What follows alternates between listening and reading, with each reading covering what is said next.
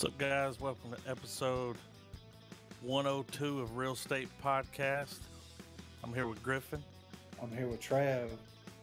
And we dug some graves, and now we're descending into hell with Adam. That's what I'm talking about, baby. Holy shit. God damn. So, I don't know how I feel about that. Well, I mean, That was pretty good. given the topics tonight. This week, we watched the house that Jack built. and what a glorious house it was. God you know? damn. Oh, man. Guys, it's 102. Hell yeah. We're 102. I'm pretty happy about that. My piece still works. That's all that matters, you know? This movie, Let's guys. get into it. Or do you guys want to go into True Detective? I mean, What do y'all want to do? That's been our formula. We've got some great. This is going to be a good episode. Yeah, like I've been excited. I'm tired as fuck, but I couldn't cancel the podcast. Especially after watching that movie. Yeah. You're like, I got this on the brain. I need right to now. talk about that movie now because I mean, don't know, man. Tomorrow I might wake up, I'll be talking to myself. I don't know what's happening. So here's my thing. First off, something I need to concede. A movie that I happily sat for over 2 hours and watched. Oh, yeah. 2.5 hours. Yeah. I mean, 2 hours, 30 minutes. it's a long movie. But you need all of that. You could tell the studio didn't have nothing to do with this one. They wouldn't let you. No. They're like, you need to Oh, cut man. it down. He's like, you need to go This fuck dude- yourself. This dude made whatever the hell he wanted. Well, he took it there, right? I mean, He for sure took it there, dude. I mean, this movie is like a visual representation of wobbling just at the cusp of very Craziness. just like certain genres. Like this movie could be 2 clicks away from a dark comedy, Yeah. but then Oh, it yeah. jerks itself back to the right to be a very introspective look inside the mind of a psychopath, and then A back to straight up psychopath. it's so all over the place, but it's done so well. And then the big reveal, to find out that the confession was him, going through hell with Virgil from Dante's Inferno. This whole, you realize it's this big metaphor that his little I don't know, you could call it his little addition to the mythos. Yeah. He's I'm- going he's being escorted through the different circles of hell, and it's just these incidents that's happened Oh, that yeah. shaped him as a killer. Like, it's fucking sick, man. Yeah. Well, do you think that the Crazy. first incident was his first kill? I mean, When he I killed know- Uma Thurman? Yeah, yeah. I do. I think, like I said a minute ago, Travis, think about this right here. This is the house Jack built. The Jack that he smashed her fucking head in with. That started it all. Think about that. That's a crazy. You know what I'm That's a crazy literal interpretation. Well, when I was sitting there watching it, I was like, is that what they're talking about? Is he going to build a house with that? I could just picture him like hitting nails in. But then he Like- grabbed it. I knew when she said, I thought he was going to kill her the second time. Yeah. But when Right. she went Like that that. third time and she's like, yeah, you could never be a serial killer. You ain't got what it takes. You spineless fuck. He grabbed that Jack, dude. He caved her damn forehead in with it. Like, Yeah, he did. Dude, the Holy crack shit. of that Jack across her face was crazy. fucking awesome. Yeah. I mean, It was nuts. I really it was liked the pretty way cool. I like the way that it does it. It wasn't a complete gore fest the whole time. Like, Oh no! Like he picked and chose when to go for a shock value, and it was always really quick too. The camera never stayed on it too long. No. I think the Uma Thurman thing was the one that was fixated on the longest. That because it was the first time and they had to let us see what was up. Yeah. So, I mean, which, I think that like the psychology of the matter was like he had these urges for a long time and he just was trying to repress them as much as possible. Well, he was, because the OCD was what, he was more focused on. Yeah, yeah. Because, as he killed more, the OCD like slowly like went away. It got better. Yeah. Y'all remember the scene where he went up to that woman's house and killed her, and he would get in the truck or the van, and he would be like, "Blood behind the picture." God damn it! Have you guys ever done that though, where you're like leaving your house and you're like, "Did I lock the door?" And you Yeah. go back and check it. Did I Yeah. turn the toaster off? Or you know what I mean? Like you have that, you know, that little OCD moment where you keep checking shit. Yes, I've been there. But Not that to was that extreme, dude. He Yeah. was like, remember when he picked up the little stool and there was a speck of blood under it? And he was like, God damn it. He just ran back in there.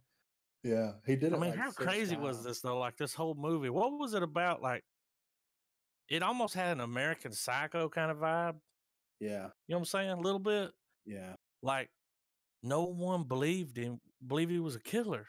No, No nobody. one. Even when he would tell people. Yeah, he's like, I And when killed that cop was like, "You're fucking drunk, man. Get out of here." He came out and he put that titty on his window. I know, right? The guy that gave him a ticket. I was like, damn, he just gave him a titty ticket. The fuck, man? He cut that titty off just so he could put it on the window, and he kept the other one. And made a He's purse. like, this is gonna make a good doorknob when I build my house. It was This so movie was like if Norman Bates was an extrovert. yeah, right. Let's take a vote. Go ahead. What are you gonna say? Well, I was just gonna say, how crazy was it where whenever he's talking to Virgil, he explains to him that he knows that he has no empathy or anything like that. So he takes all those pictures. Oh and my God, man! and he's To practicing. learn how to smile, Yeah, he's practicing his all the emotions. different facial expressions, so yeah. he could. And all of the like on part with the director though, like the moments, the visual and auditory moments where it would be like, you know, some shit would go on and then it would cut to that Fame song and it would just be some Oh my weird, God, was awesome. like kind of showing how he was getting real full of himself, kind of like that manic, like euphoric type thing where he's really he's riding the high what he's doing, and then it just Oh yeah, and the whole representation of why he's fucking crazy and why he needs to kill. Yeah. The whole lot, the shadow explanation and everything. that was pretty cool. Like this movie was The negative. He's like, I like the negative because you can see the darkness and the light. Yeah. And I was like, oh, he's right, man. But it made sense though. Like, it did make sense. It's like the guy that directed this took an extreme psychological look at serial killers and applied like everything into kind of it was like one. Yeah, it was like one big, American Psycho. Yeah. And did he write it and direct it? Oh, he was one of the writers. Yeah, he wrote the screenplay and the story. Yeah. Yeah. Did y'all notice the part where he kind of broke his own fourth wall, so to speak? The one where he was flipping the cards at the camera. Well, no, he put these little clips of stuff going on. I can't remember. It's near the end where you see Willem Dafoe from Antichrist. Yeah. And you see the three people from Melancholia. I think one's Kristen Dunst. That's a movie about a planet hitting the Earth or the moon crashing into it. I don't know. I can't remember. I never watched it. But like, I don't know. Like, it was so weird when he would go off on these metaphysical tangents. Yeah. And it made sense. Like you're like edgy. You're sitting there pouring a drink. Like he's making some good points. Like edgy as fuck, but very real as fuck. Very, very entertaining. Yeah. Let's do our vote. This was the scene. I was cool. I was sitting there watching this movie. All this crazy shit's happening. But this one part was when I was just like, God damn, I can't believe they went there. Do y'all know what I'm talking about? The pie? Yeah. That whole scene, dude. When he was walking, he had that family. Like, why did it jump? Like, what's going on? Is this years later? He's got like he's got a little beard going on. Yeah. He's acting normal. He loved to like lecture people. Yeah, he did. Explain shit. He's like, I've read a lot of books. Let me, he was like, Adam. He was just like really laying into it. And then when it started showing that, he was like, the deer in the front, the deer in the middle, and the deer at the end. Then it showed those three walking. And I was just like, oh fuck, dude. Yeah. He said they're not in the Oh, right they're not area. informed yet. So he had to shoot. He had to scare them to get them Yeah. informed. But when that kid came running out of there, dude, and he fucking shot his damn leg off, Yeah. I was just like, God damn, dude, this is Yeah. fucked up. Yeah, because But it needed that. Yeah. They needed to show you Like what he's just capable how of. fucking sick this motherfucker was. Yeah. Because there's a lot of serial killers, dude, that probably like even would be like, I don't kill kids. Right. I don't do kids and old ladies. Yeah. You know, anything else is fair game. Dude, when he shot that woman in that ditch, when she was in that hole, that was so realistic. Travis, when you saw the life leave her body, I was like, damn. This movie made me Was very crazy. When it would happen, the desired effect happened. Like it would creep you out. Yeah. Well, go ahead, man. Well, not only that, but like the way they filmed it with the single camera. Yeah. And it wasn't steady. Oh, it was shaky as fuck, dude. It built tension. Was good. Yeah, it built a tension so much more, especially in the way that they would frame the shots where it was real close up on everybody. It just gave you this uneasy feeling. You knew, when he was in the room with that woman and he was talking to her on the phone, and then they kept. Oh my God! The drunker they got, the closer the camera would get to them, to the point where like you felt the same thing she felt. You know what I mean? Wonder who was filmed. This was some good cinematography, and like when she was sitting there, like remember when they came back in, he was laying down. Yeah. And she's like, "You just need some pills. I got a friend who's got good pills." She picked the phone up, was messing with it, and then she saw the cord. Yeah. The camera glanced over at his eye and then came back to her. Yeah. And I was just like, oh, bitch, he's about to kill you. Run, bitch. Yeah. Run. It was so incredible. Intense, man. The cinematography reminds me of an older similar movie I watched a long time ago, man. It was when I was on this weird kick where I was trying to find like top 10 whatever films, you know? Yeah. And it was a movie called Man Bites Dog, I think. Mm-hmm. But it was like this documentary style movie. I watched this dude that was he was just a killer pretty much. It was like a mockumentary, like it had some comedic stuff to it, but it had that same effect that this movie had, where it was just the one shaky cam, you know. Oh, it was so almost good. Almost like he could look at the camera at any point and talk to someone, you know. But you know, I miss that. Yeah, I like that. I like that handheld. That remember when they were in the cave? Oh my God! This is handheld as fuck, dude. I was getting kind of sick to my stomach. The camera was shaking so bad. Yeah. Then when it would go underwater, you could hear it. You know. Yeah. But that scene, man, with the kids, the woman. Yeah. I was like, I think he wants his pie. There. Yeah. She had a tear rolling down her face. She's shaking, like she's in disbelief at what the fuck is happening. And what was she doing out there? There's no telling how long he played that woman to get her out there like that. I know, because it all takes. Yeah, it takes place over the course of fucking 12 years. So and dude, and it's not his kids. We know that, right? Yeah, but there's no telling how long because they all trusted him. Yeah. You know, he was, mom's boyfriend. He played him just so he could do that because he was into hunting at the time. Yeah. He had these hobbies. Yeah. Y'all notice that? He was real. They would bleed over him. OCD. Like, yeah. He had these hobbies when he would get into something. He went full flat earth, dude. And you never go full flat earth, just a little bit. He went full fake space. But it was so crazy. Everything about the movie was just from start to finish. It was so crazy and so intense that it's almost unbelievable. You know what I mean? Like, and at the beginning, when she gets in the van with him, it's almost like the writer was poking fun at it. She's like, "You look like a serial killer." Yeah. This van looks like a damn serial killer's van. Yeah. It's like poking at it. But Yeah. when she told him, you ain't got the fucking spine to be a serial killer, you fucking pussy. Oh man, he caved her forehead in. Do y'all remember when he had the balls to tie that dead chick to the back of his van and pull out of the yard with her? Oh my God! And then when he got there, her damn face was gone. Yeah.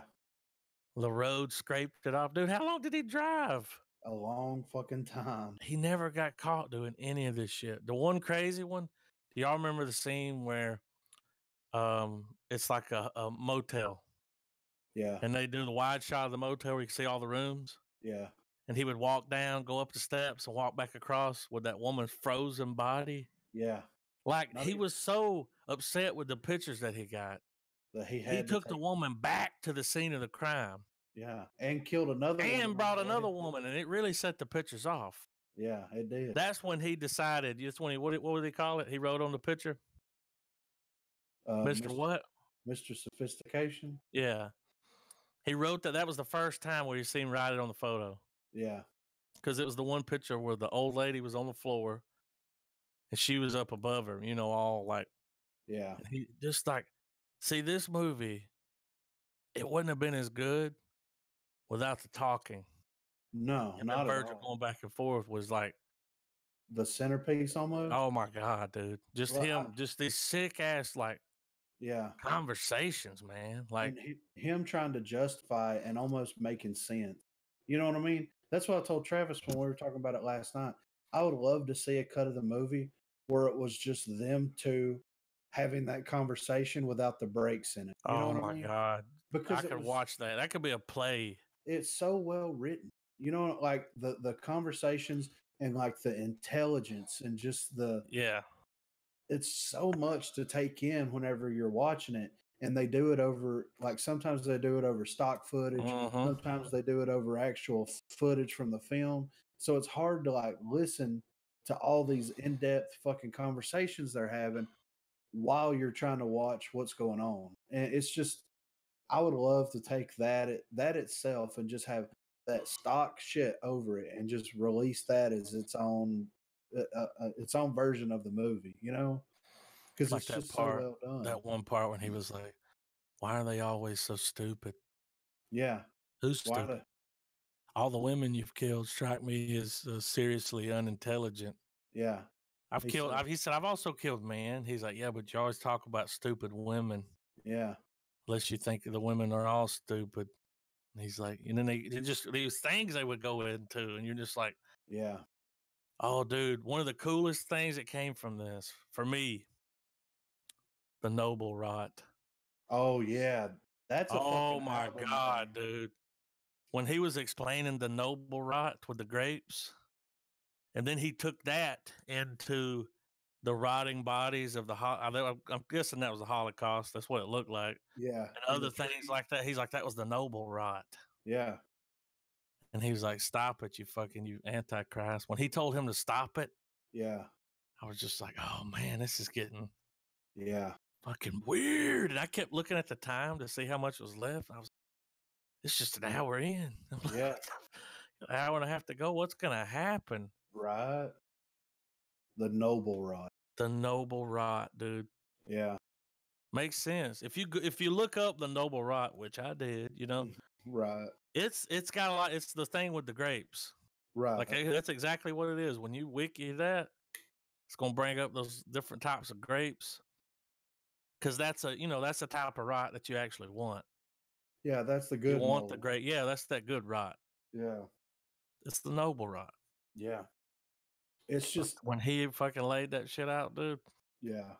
And then him going into the whole architecture stuff towards the beginning and how buildings stand and how all this happens, and he works that into like his like mindset over the whole ordeal. It's insane. Like it's so crazy that it makes sense, He made a lot of sense. Yeah. Like almost everything he said was kind of right. Yeah. In a way. I'm not saying, go out and do this, but he was smart. Yes, he was. Very intelligent. Yeah. And which is, the exaggerated ways at which he got away with his murders were intense. See, I was almost like, at times I was like, is that just in his head? Like, did it really go down like that? You know what I mean? Because he's clearly crazy. Yeah, and it played off. And this is one thing I was telling Travis Like yesterday. that cop telling him to leave, get out of here. What fucking cop would say that? Get out of here, go.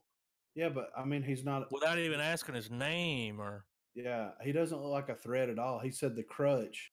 He said that helps you. You know, like You're if people right. think that you're disabled. Well, I was talking about when he was in the house. Oh yeah. With that cop, he was like, "What do you mean she just ran off?" Yeah. Oh yeah. He's like, "She's just gone." I was like, "He's caught." Yeah. He done went in this house 6 times to clean up imaginary blood. That shit was crazy, dude. Yeah. He would get in the car and then you'd see it flash, and he'd be like, remove the picture on the wall." It's like, dude, you're very intelligent. How would blood get behind that picture? You know, exactly. Yeah, but he couldn't. right. He had to go check. Yeah, he had to. Even when he went back in, he was like, "We need to inspect this place." Yeah. With a magnifying glass, if you know what I mean. Yeah, it's like, what the fuck? Like, God damn, dude, are you fucking crazy? It's like, yes, he is. I am. And he's like, then when he got there, and there was this trail, dude, which is, I mean, goddamn, a little bit far fetched that there was a trail from wherever he was all the way to his cooler. Yeah. Yeah. It just started raining. Yeah. Do y'all know what I said? As soon as that happened, I was like, what was that? Was that line from Forrest Gump? I just, you remember when it was just started raining all of a sudden? Oh yeah, and one day it all just of a sudden raining. Yeah. it just started raining. Yeah. Well, and that's where whenever I was talking to Travis about it, it goes even before you get towards the end of it and you realize that he is walking through hell. Like his belief in a higher power and the fact that all these things happened and he never got caught is a justification to him to keep doing it. Yeah. So in his mind, he felt like God was allowing him to get away or with these something things. was, which was, I'm guessing, Virgil. Yeah. Right? He was always there. Yeah. I'm like, shit, I ain't never noticed you before. Well, this is me and Adam talked about this a little bit, Travis. What do you think Virgil's representation is? I think that we heard the Virgil and dude's dialogue. That was not going on when those crimes happened. That was in No, it was when they were walking. Yeah. No, because he was talking. But when they started going through the cave, he was like, a lot of people like to, confess stuff and, tell stories and just tell you, all this stuff. And I was like, shit, that's what we've been listening to this whole time. Yeah. Yeah. But as we're listening to it, they're showing us. I think, we're seeing it play out. Yeah, I think the way it's playing out is like, it's we get Jack's perspective or his full after he's already dead. His whole motive, is explained to Virgil once he's dead. So was he shot? Was he shot when the cops came through in that room right there? At that one spot when he finally opened the door that he couldn't get in for 12 years. Oh yeah. He was. Did he die right there? Okay, he died. That it goes from him about to kill them into metaphor. Talking to Virgil in this room, and I mean he's in that house of bodies, which was no escape. Crazy, dude. And then there's this hole in the floor. The cops go in there and fire, and it kills him. And then he starts his journey and confesses to Virgil. Right. Well, this is what I was thinking. And if this sounds far-fetched or fucking whatever, just let me know. But, it showed Virgil said he was with him the whole time. Even though he wasn't, communicating with him or anything. He was always there watching. So my thought of it was Virgil was like his guardian angel. And the kind of the way I explained it to Adam was like, we all have a guardian angel that is someone that helps you transition from life to the afterlife. That's what Virgil was to him, because he didn't have anybody in his personal life that would be a representation of that. Virgil is kind of a manifestation of like his guilt in a way. Conscience. Yeah. And like the true conscience, not the crazy one. That's what riding on what you're saying, Virgil Okay, so it's safe to say that as far back as Jack started murdering people and stuff, he was pretty much hellbound. Oh yeah. Without having a guardian angel, someone like that. The thing with like the whole Divine Comedy twist is the idea that Virgil was an old poet, and he would be the one that would tour you through hell. Yep. Right. He takes you on your trek, your journey. And so, yeah, I mean, in a way, he is, but he would. I guess he would be technically. Everyone has a Virgil, I guess. Yeah. Right. But you know, but it's the same. It's him. Like, Yeah. Yeah, and that's I don't know. But My if you go- I Virgil mean, may that- be come in a different form, Yeah. but we all have a Virgil. Yeah. but it's Virgil that leads you through it because, and I think too, I think that's also capitalizing on the art theme that's reminiscent throughout the whole movie. Yeah. Which is pretty Because- cool. Because I mean, that's pretty much. I mean, that's Dante Alighieri's whole point with the Divine Comedy. Is I almost think like his finest piece of art was the dead birds and the two kids and the mother and the fucking with the shrubbery around that them. was such a really That scene when it pulled out, I was just like, God damn, he's a genius. No, I'm just kidding.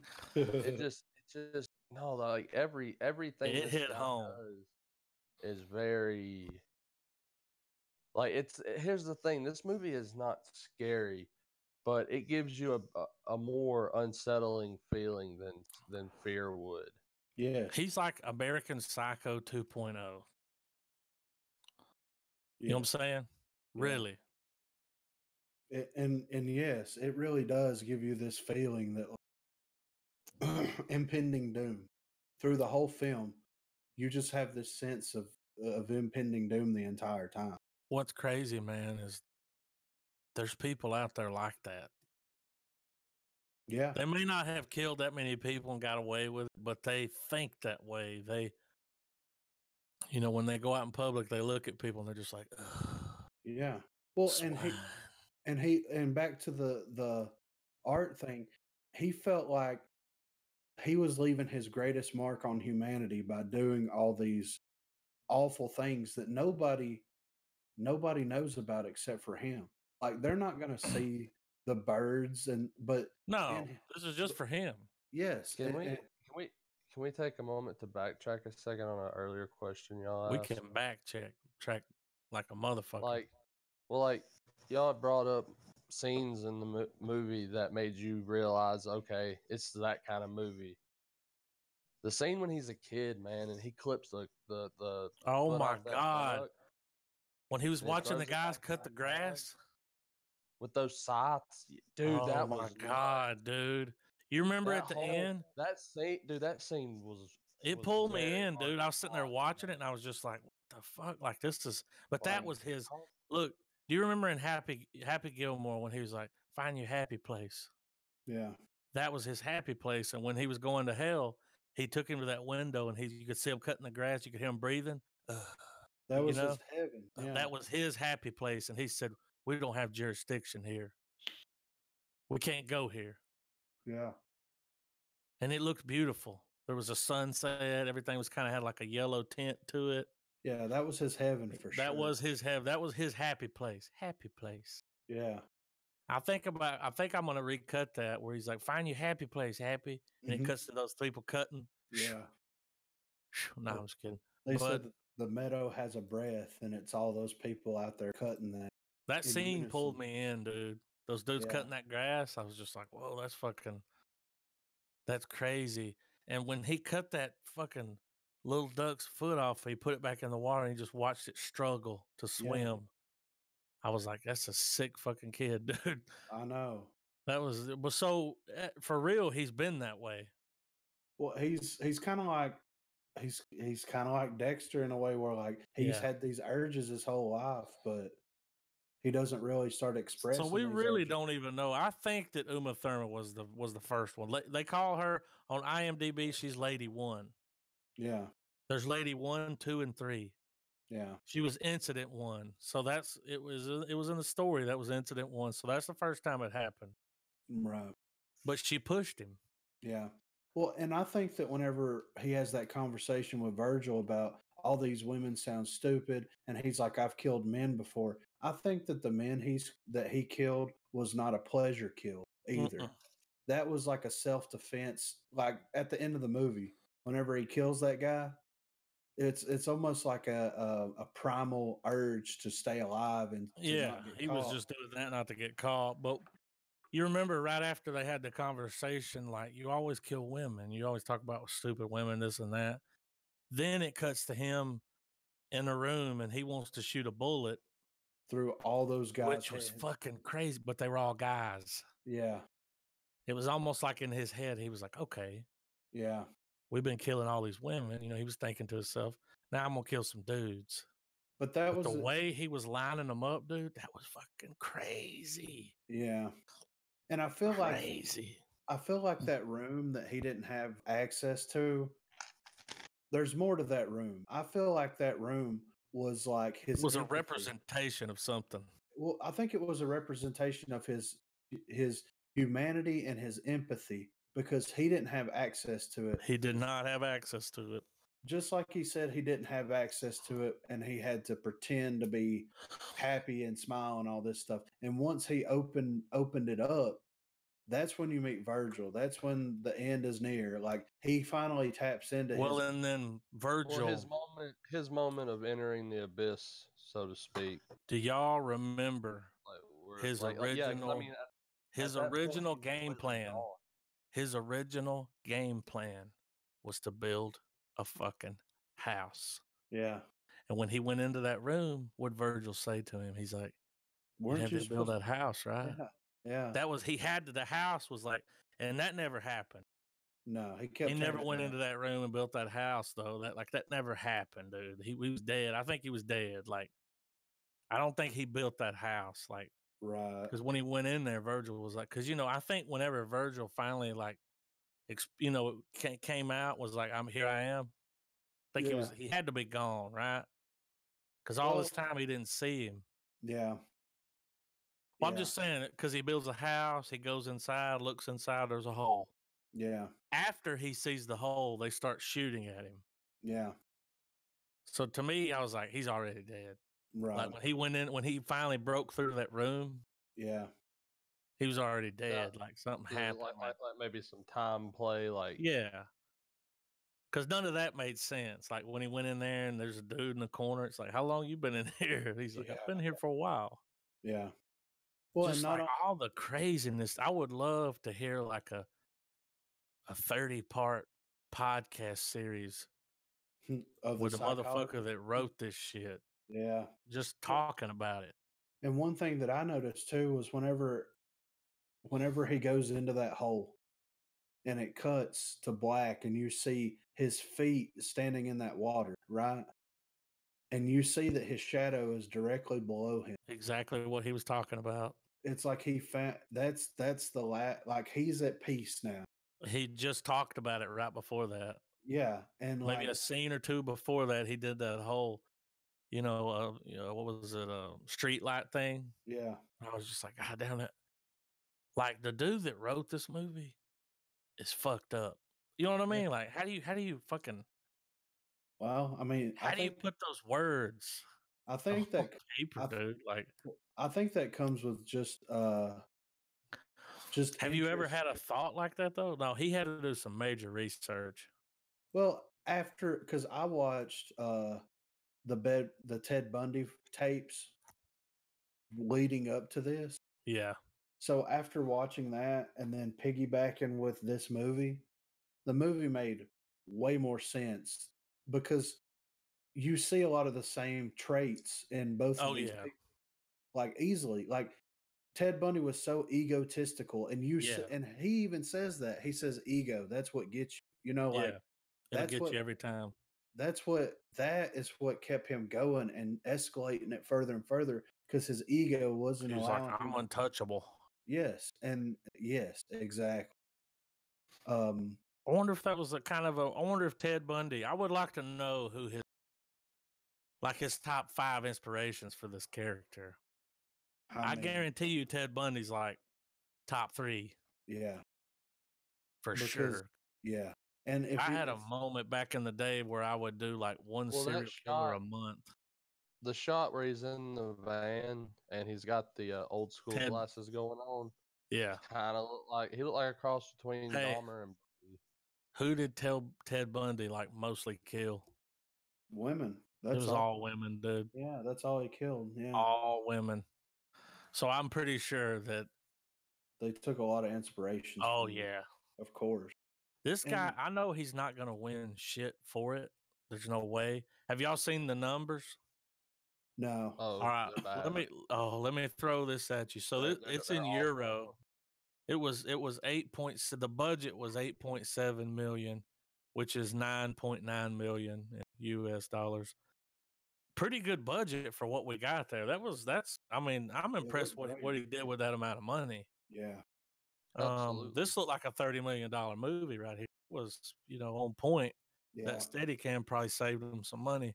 In yeah. the box office, 2.1 million. Now, that's a goddamn shame. Like, Well, and it didn't get a wide release though. I'm sure it did. And then people looked at it and they were like, who? What he's playing what? Like the trailer was very like, what's going on? Like, Yeah. Well, but this movie will live on. It's got good scores online. It's not the movie. Oh, it's gonna be one of those. It's a cult classic already. It's gonna snowball in the cult status. I have this for this type of movie. It's probably like the best one.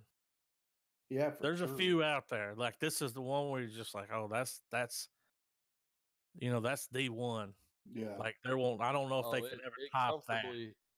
It comfortably fits on the shelf with all of the good ones, all of the great psychological horror movies and serial killer films. Like it belongs on the list.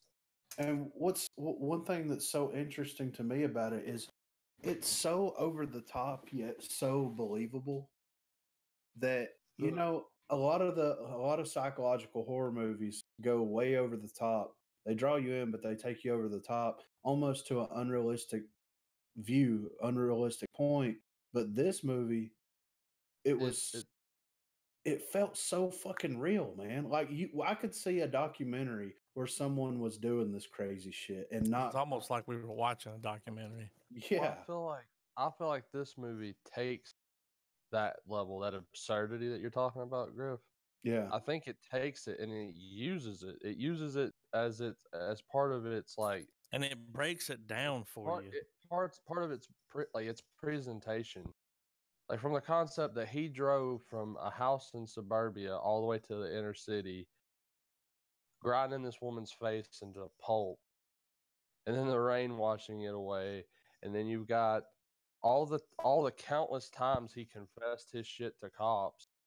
yeah, Him carrying those 2 dead bodies back into that apartment because his pictures didn't turn out right.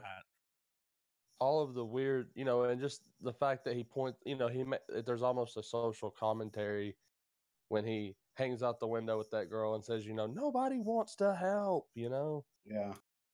and it just takes it, and it does a good job of trying to artistically just I got something. all that shit, When Yeah. he was hanging out in the room, it uses all of its pieces. when he was in that room with Titty Ticket, okay? Yeah, He told her, he said, feel free to scream, yeah, please. And she started screaming. He's like, call that a scream? yeah, And then he started screaming. yeah, And he's like, nobody's coming. yeah. It's Now I'm going over. to cut your titties off. Yeah. He said, pick a knife. That was so fucking. And then he picked a knife he wanted to use, the biggest one. Oh my God, man. That woman sitting there, dude, feeding that dead kid that pie with those tears rolling down her face. Yeah. That was Fucked up, man. But it needed to be in the movie. Yeah.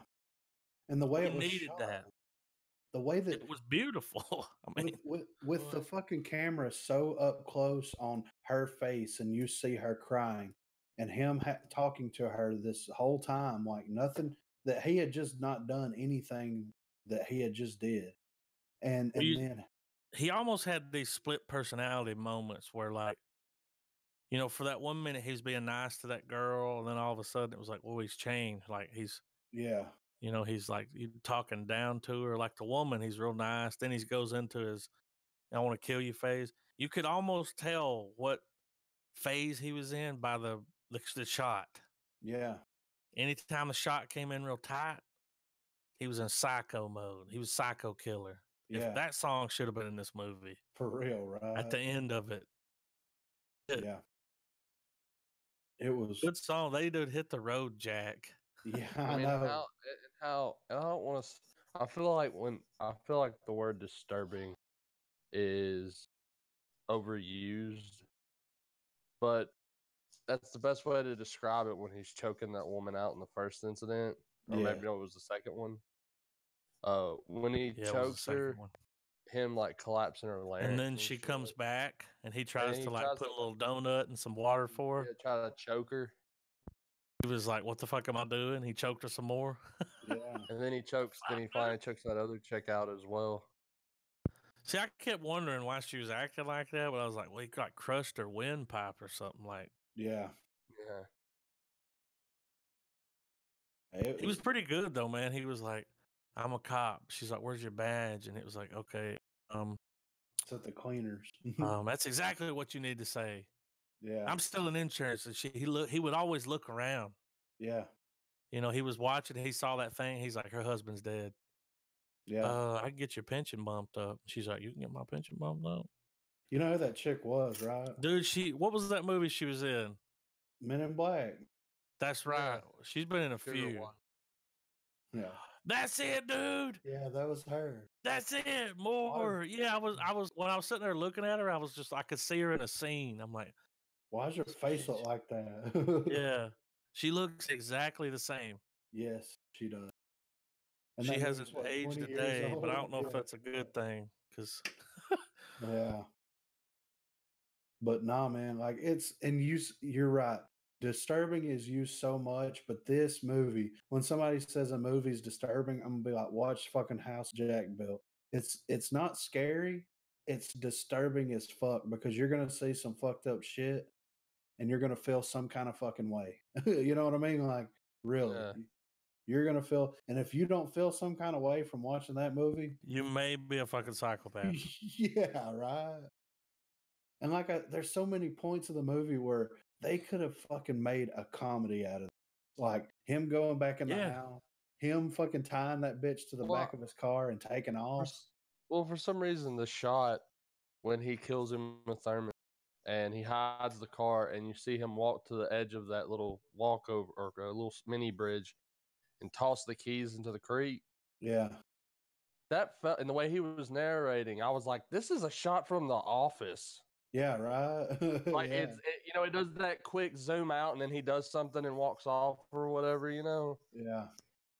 Like, yeah, I mean, it's so close to one. It could have been a dark comedy had Yeah. he maybe At thrown a few times. more comedic lines. Yeah, He needed and more. I mean, it has enough to say there's some funny parts awkwardly. There for was this some film. funny parts. We're not psychos for saying that. We all thought it. Yeah. I mean, because him going back in there and cleaning that blood up. Oh my god, that was the If one you're, where you're I mean, just like, I this is guess, I fucking guess, ridiculous. I guess a better way to put it is that if you're familiar with dark comedies and you've watched a lot of movies in that genre, it's going to be hard to not see some of the comedy in it. Yeah, some of the executions done that you could interpret for comedic effect. And it even had that comedic timing. I'm not saying it's wrought with it. No, it's just like these little moments that you're like, man, like that. It was kind of, you get a chuckle out of it. See, that was early in the so film. Outrageous. As the film, goes on, we get later in the film, it gets dark, man. He's perfected it. It takes a dramatic turn whenever he goes out there with them kids. Y'all, whenever he decided to he started talking about how if you leave them in there, he's like, if you kill them and freeze them before the rigor sets in and then pull them back out, you can move pose their 'em. body, do exactly what you want. And then he props that kid up. He takes those coat hangers. Oh and my fucking- God, dude. That he- kid was all fucked up. And Yeah, dude, that was fucked up, man. yeah. That, And he that goes, smile, it was almost like a Joker It smile. was Yeah. like, and he propped him up and he stood there and looked at him and he waved at him. yeah, it's so I was just fucking like, crazy. oh my God, dude. Yeah. Dude, Oh, normally people won't go there with kids no. because it's, But- you know, it's real touchy, but it's like, no, it had to be done Yeah. just so had you to could see what kind of Yeah. I mindset wonder, the like, motherfucker was I in. wonder if in and of itself, the movie, like all the scenes he uses, all the things he chose to go out of his way and shoot for film. I wonder if he lopped all these scenes together just as a statement of how ridiculous people will, how ridiculous he could make a movie and people watch it and go, oh, that's crazy, and there not really be a uproar like say there would have been maybe 20 years ago, 20, 30 years ago if something like this came out. Yeah. Well, I mean, think I know that if you take away stuff like the internet and the whole accessibility of being able to find stuff, like this is a movie I know we would never Oh, ever not back in the day, dude. come across, 90s, early 2000s. Yeah. But the way that he for it being dead slap in the center of the movie after you see like Everything. It's like, of course that happened. yeah, after you see like the first incident, the second incident, and then the kills that happen like between those incidents that they kind of go into that they lump into those incidents, like you just see his gradual, and it's kind of like that third incident with the kids was like that was his complete downfall. Yeah. Like you can mark that up to like that was whenever this is like level fucking 10. Like yeah. you just prestiged. Yeah. And that's what allowed him to be so fucked up whenever he fucked that chick that he was seeing up, the one that he cut her titties off. Like that's how like that was how he got there, you know? He said, I've killed 60 people. And then a few minutes later, he's like 61. And she's like, well, a minute ago you said 60. And he's like, well, if you weren't so fucking stupid, Yeah. you'd know what I Simple. mean when I say that. Oh yeah, simple. Yeah. He was super mean to her. Yeah. But he was like all sweet and nice, caring when The he first thing with got the there. phone? Yeah. And He's see, like, he'd been fucking with her for a little bit. yeah, for sure. And she's like, I can't look at you the way you look at me. Yeah. And he's like, oh, it's okay. Let me go in here where we got these little toy phones. Yeah, it's gonna be Oh, that was so fucked up, dude. yeah. Yeah. How'd that dude even come up with that, man? Oh. And Matt Dillon, you know, like What a performance. for real, like when I think of him, I think of There's Something About Mary. Yeah. You know what I'm saying? Like him with his comedic timing and everything. You don't like, think of this. no, he fucking knocked it out of the park. Man. He did Like a great really. job. Yeah, it's fucking A great job. everybody. There was no chuffa, no terrible anything. It was so fucked up and so disturbing. Yet the people that they placed in the movie made it that much more realistic, made it that much better. Bravo. Yeah, I mean, it's crazy. I don't even know. I know what I can say. I'm going to give it a star. Full star? A full blown star, dude.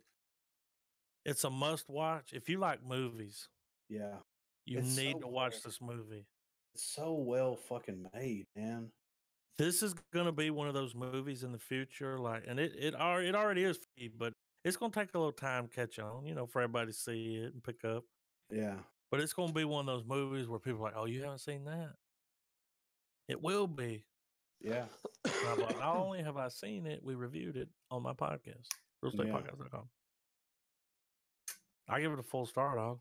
I mean, I can't say much more than what I've already said. You know, No. I could start over. It Yeah, it's a full star. A full blown star, dude. Must watch. Buy it.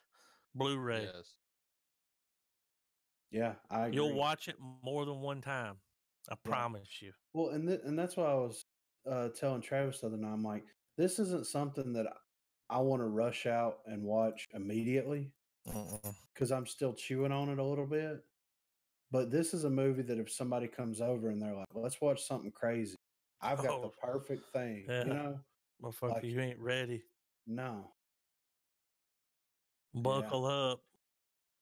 Yeah, are you ready for this? You're going to leave my house tonight feeling weird. Yeah, for real. It might question our friendship. You know what I'm saying? But it's Like, worth it. yeah, It's that good. Great movie. really.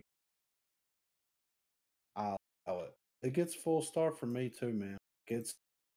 I will have it one day. I'll find it somewhere and I'll fucking get it. Cause it's just so different. Yeah. And it's its own thing, man. Like, yeah. You've never seen anything like this movie. No. You've seen stuff close and they try to, they try. But like this, it's its own thing, man. If like a movie lover is going to watch it and they're going to see maybe hints of inspiration from other films. Oh yeah.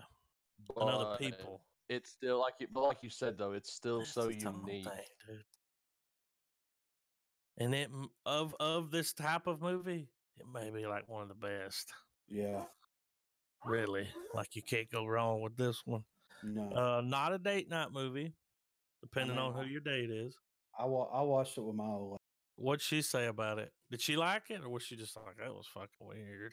She was so intrigued. Just mind fucked. Yeah, what just happened? She was like, this is so fucked up, but I can't quit watching it. I have to know what happened. I have to see how this ends. And then we didn't even fucking the end. Let's talk about that for a second. Like, all right, him and Virgil is walking through hell, right? Oh, and we didn't talk about this.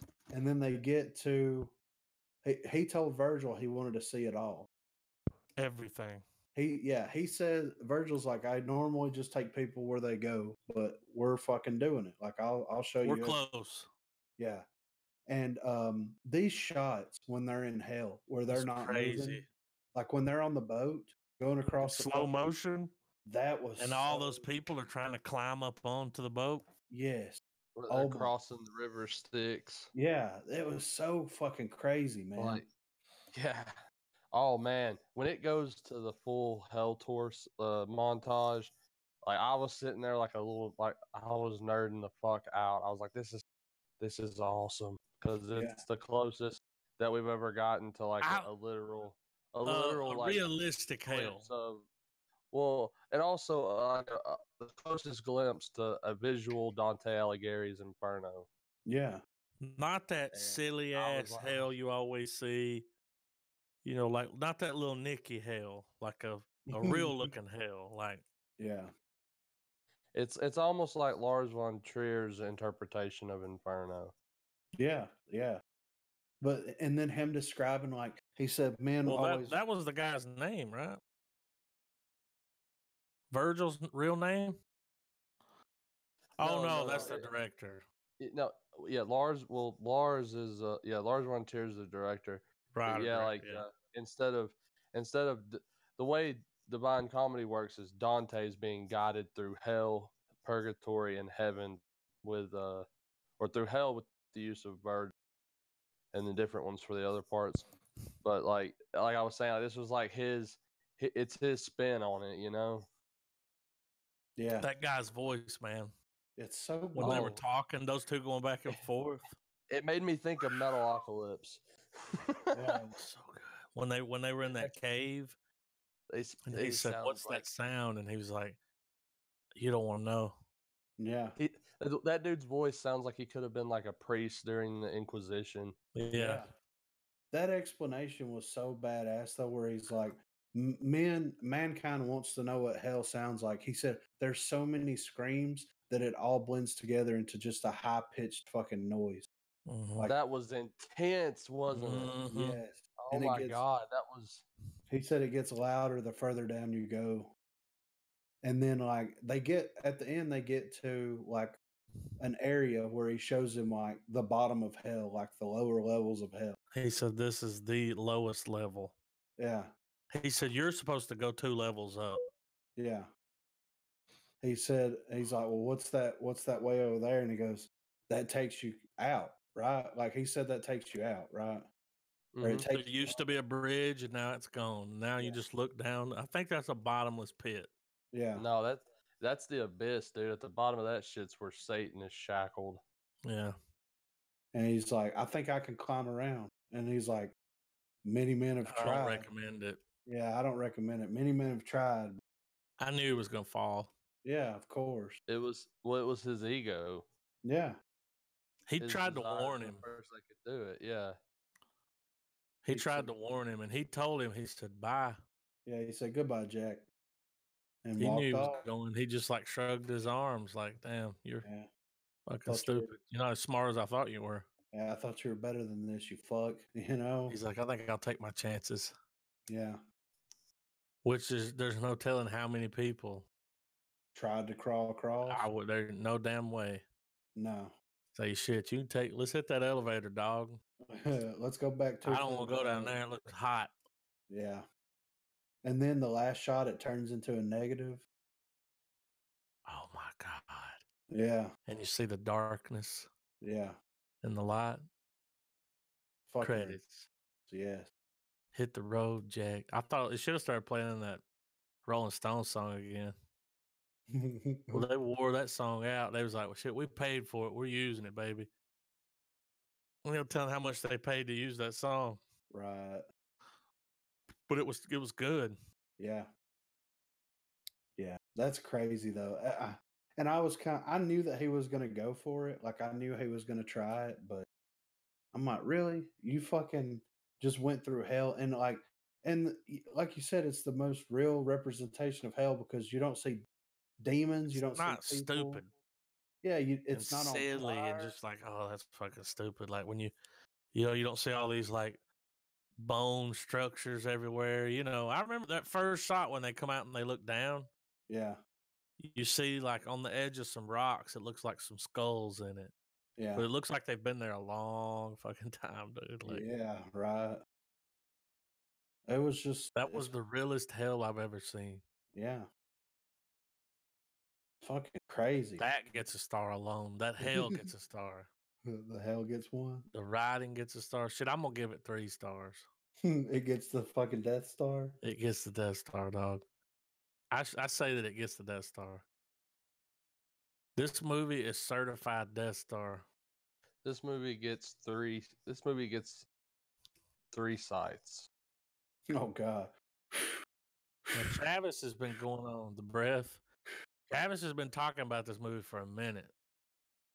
For like weeks. Yeah. Like when you watch that one, I heard it was good. Where did you hear? Like where did you see that? I know we watched the trailer, but you had to go read up about it, right? I stumbled across it just bouncing around the movie sites and stuff, man. From Bloody Disgusting, IMDb, all that stuff. I was just looking at it. I think it was around the time they were doing all their different festivals and stuff. And there was a horror one, and I think this came up on the list of not interviews, but articles. And because the whole thing was, it was like Matt Dillon or in a fucking horror film.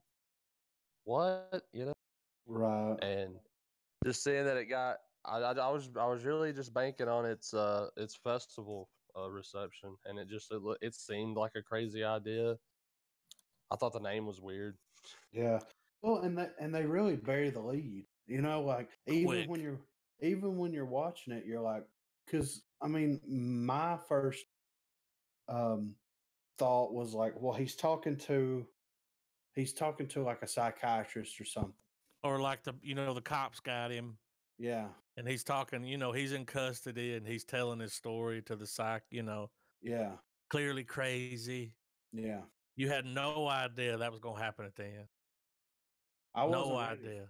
No. It's too late to say this, But if you should watch this movie before you fucking listen to this podcast, because For real, yeah. this spoiler alert, dude. You have no idea what's going to happen. I knew he was going to build a house out of those bodies. Right. I knew that was coming when he was like, he had like 60 bodies in there. And he was talking like about material, the perfect material. And he started talking about the noble rot. I was just like, he's going to fucking build a damn house out of those bodies. Sure. Because he went through like every material. Yeah. Could settle on something. Bodies. Like for me, it's a good little house, Jack. Well, when I was watching it, when it got to the part where, occasionally, Virgil would say some shit. I thought it was weird that he called him Verge, but I went with it, Yeah. And then when he finally says, of all the tours or conversations or whatever, like it made me be like, what? Like Virgil? Like, is it like a nod to? Who are you? At first, I was thinking it was a nod to it, maybe, but then from the sniper scene onward, I was like, holy shit, it is. Wait, we're still going. What? We're going lower. Oh God, Like this is turning into that kind of movie. We get two that kind of movie shifts For real, in one dude. film. Like, oh my God. For me, dude, watching this movie shifted 3 times. Didn't it though? Well, you had the first, and then the second shift was when he killed that family. Yeah. That was the big, because I was just like, how do we end up here? Now he's a hunter. He's all into this. He read a couple of books. He's a genius. He's just explaining to the kids everything, teaching them how to shoot. Yeah. There for a minute, I thought he was going to make that kid shoot his mom. I was like, oh God damn. I will say that scene is probably the one scene in the movie that's the longest running. I can't believe this is happening of the film. Like from the moment you see that kid dart and he shoots him up to him shooting the mom in the damn oh my God, dude, trench, and just like the whole feeding the pie, that whole scene where he's like I have no say in them. Like he's full. I didn't get enough pie when I was a kid. He's fucking gone. Yeah. The only way to describe his character. Can at that you point. imagine killing But that every many bit people? of it, it was just it was so hard to watch that whole shit play out. And I don't know, it was of all the scenes, that was the one that it felt like I was the most tense the entire time. I think it was those tight shots. Yeah. Because when it went tight like that on her face, and you could see the cracks around her mouth. Yeah. The wrinkles. When it finally just that. When he does whenever it does the explanation of the deer. Oh, and it just cuts to them huddled behind that fallen tree. And he's shooting, you hear gunshots. Yeah, dude. That's the point in my mind where it's like, yep, he's gonna kill him. That's the whole reason he found them and brought them out there. Yeah. He wanted to recreate that. He had a mission there. And then, dude, he's standing up there. When he told her, he said, "What's your favorite number?" I was like, "Bitch, oh my God, this is how long you're gonna have to run." I already knew it. Yeah. I knew it was. He said, "What's your favorite number?" I was like, "Don't pick 3." I would be fucking 87. Okay, that's my favorite. 100, 900. Yeah. He said, "What's your favorite number?" And he said, "All right, picnic's over. 1, 2," and I was like, "Oh my God!" Can we give a hand to the woman or the? She did a great job. The scene when the pie scene, very and believable. Just like the look of just straight like her devastation. She is fucking wrecked. Gone, dude. She'd never be like the best thing that could have happened to her that day was for her to die. Yeah. Like she's after that, like she's staring off, but she's not looking at nothing. You know what I mean? Like she's dead. They're her real mind weird, is broken, dude. They're real weird about you shooting kids on camera. And I was wondering how they were going to do this. I was like, okay, he's going to shoot these kids, but how are they going to do it? Yeah. So he would do it, but it would cut back and forth between him and them. It would cut to him when he pulled the trigger, cut back to them for the aftermath. Yeah. You don't see him shoot this kid in the face, No. but you see him go down. Like, Yeah. it was good. He did a good job, but because they're real weird about you doing that. Like, that would never fly, dude. A point blank shot of a bullet going into that boy's face would never happen. Like, No. they'd be like, this movie is gonna get a fucking NC-7, what is that? Rated No, R. Like, no, this movie though, almost now. As much as we've praised the movie, we've given our ratings. We know our ratings aren't going to change. I love the film, and I'll stand by it as to what it is. Like all movies, little fingerprints of bullshit from our political landscape likes to. Nothing is sacred, and the film is almost undone for me. There's one moment where I was like, man, he's doing the wobbly act too much at this point now. And to me, it's the scene when he's got Jack talking about, men are blamed for everything. Like that's a motive for his killing compulsions, because he thinks men are, the men scum are of the earth. evil. Yeah, like we're like pitting it on. If you can relate to this guy, you're someone that thinks like that. Right. And it's there. And It was small though. It was compared to most movies. It's so insignificant that I know it probably wasn't even worth bringing up. If you're simple, you never know it. Right. It never crossed your mind. But I'm gonna say this: like, someone that's simple would never watch this movie. No, and they as soon as they started sure. watching it, they'd be like, kick it back on America's Got Talent. I don't like this. And to me, though, one of what saves it from having that little minute detail from being like more infectious, I guess,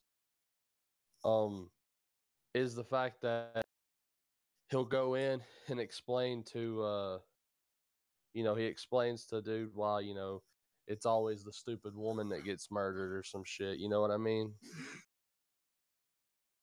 Yeah. He murdered men too. Especially after he said that. Then that but shit. Anyways. Well, it was crazy. Like that last guy that he brings in at the end, he's like, "That's not a Full Metal Jacket," and he's like, "Damn, you're right." He came in and they were like, "We're freezing to death," and he put blankets over them. Like, why? I mean, you know what I mean? And he had them all like coat hangers holding their necks. Yeah. They were handcuffed. It was just a bunch of dudes. And when you come in, there's clearly people that have been there for days. Yeah. Oh, yeah. Freezing to fucking death. We're cold. Okay, what's going on? And he's like, I'm like, dude, do you not see the gun set up over there? You already know what's about to happen. I know what's about to happen. Yeah. And he hasn't even explained it yet. Look at all these bodies, too. Like, his body count went up quick. You know what I mean? Like, whenever it shows him at the end, it's damn, But yeah, he deserved to go to hell. Yeah. Well, and he deserved to fall down that pit, which was always we always knew that was gonna happen. Yeah. But that shit at the end though, where he goes to the fucking, and they're like, they come by and question you for the robbery, and he goes, "Robbery? What? Like, what the fuck are you talking about? Robbery. I don't fucking know anything about a robbery." And that scene with him and that guy, he's like, "I consider you my best friend," and all this shit. It's just, you knew something was going to go down. It's just so fucking crazy. When he stabbed that motherfucker in the bottom, dude, of his damn chin. Yeah. God, he just went. Yeah. I was like, damn, dude. But you could tell like that was someone that he probably felt was worthy enough to sit around and talk with. Yeah. Like you could tell the guy wasn't a fucking, he wasn't stupid. Like you had to be on a certain level to sit around and have conversation. He never wanted to kill that guy. No. All he did was he went there for a Full Metal Jacket. Did you notice he was wearing his robe when he was descending through hell? Yeah. That dude he killed. Yeah, he worked the rest of the movie after that. After he got the cop and everything. That cop came in and he said, "Oh, you got him. Was it SC or CG or something?" Yeah, CS or something. CS was it. And he turned around, bam. He Fucked put his 2 ass. in him. And when he went down, he hit him with 3 more. Yeah. Double tap. And then he pulls up at his office space and leaves the siren on. Yeah. Dude, at Leaves this it- point, he don't give a fuck. No, he knows. There's one mission. I've got like how many people? Let's see, which was very American Psycho of him, because it reminded me of the killing spree scene at the end. Very. No fucks given. He's like, I got these dudes strapped down in here, and I want to see what happens. Yeah, I want to see if this one bullet can go through all their. I got a little heads. experiment. Yeah. Damn. Sick, man. Sick. Yeah. He had so we many never got to bodies see in that. there. No. Dude, they were just like, after his OCD went away, he would just like throw them on pile of pizzas. Like, yeah, he didn't give a fuck, man. When he grabbed that woman to take her back to the apartment, she was like all like frozen in a weird way. Like, yeah.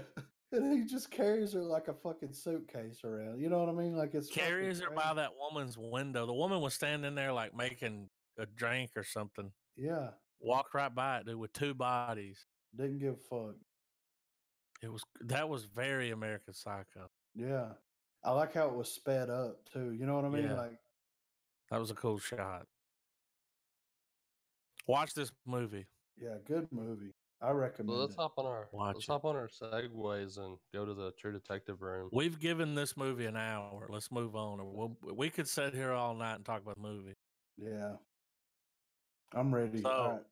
True Detective. 2 episodes. Yeah. So, where y'all want to start? What the hell did he walk into that room and see? I Which think episode? At the end of the next to last episode we watched, the pink room. Not this week, but last week. Yeah, what the fuck? I figured the girl was there because he said her name. Yeah, but then the next episode, he's fucking dead now. Well, but he's dead because that dude killed him that came up behind him. The security guard came up behind him and got that ass. We never saw what was in the room. Well, it was either her or like another girl. Yeah, there was something. But there's a big gap missing between his death and that room. Well, and I really don't know if we're gonna get to see it. Like, what the fuck? But these last 2 episodes answered a lot of questions and created more. You know what I mean? Like him getting in that car. What questions, man? Like what? Like this him show, getting in that car at the end.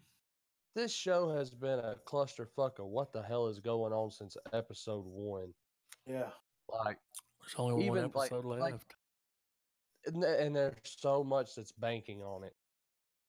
It's gonna be good. I still don't know what the fuck is going on. I still don't know how his wife died, but what is it, Hoyt? What's the company? Yeah. No, whenever he rolls up in that last episode, I'm like, he killed his wife. At this point, man, nothing makes sense. Well, they fucked that damn security guard up, though, didn't they? Yeah, right. Here, what I'm thinking is, I mean, this guy that we may or may not have seen so far, obviously is pulling all the strings and all this shit. He's the head of the company, right?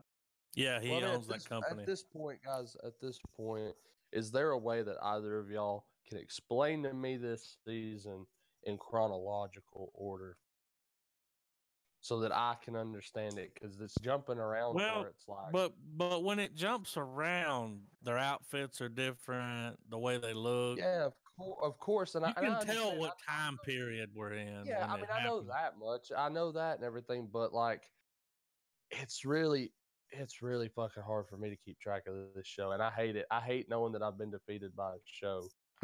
I don't feel defeated. No, I don't.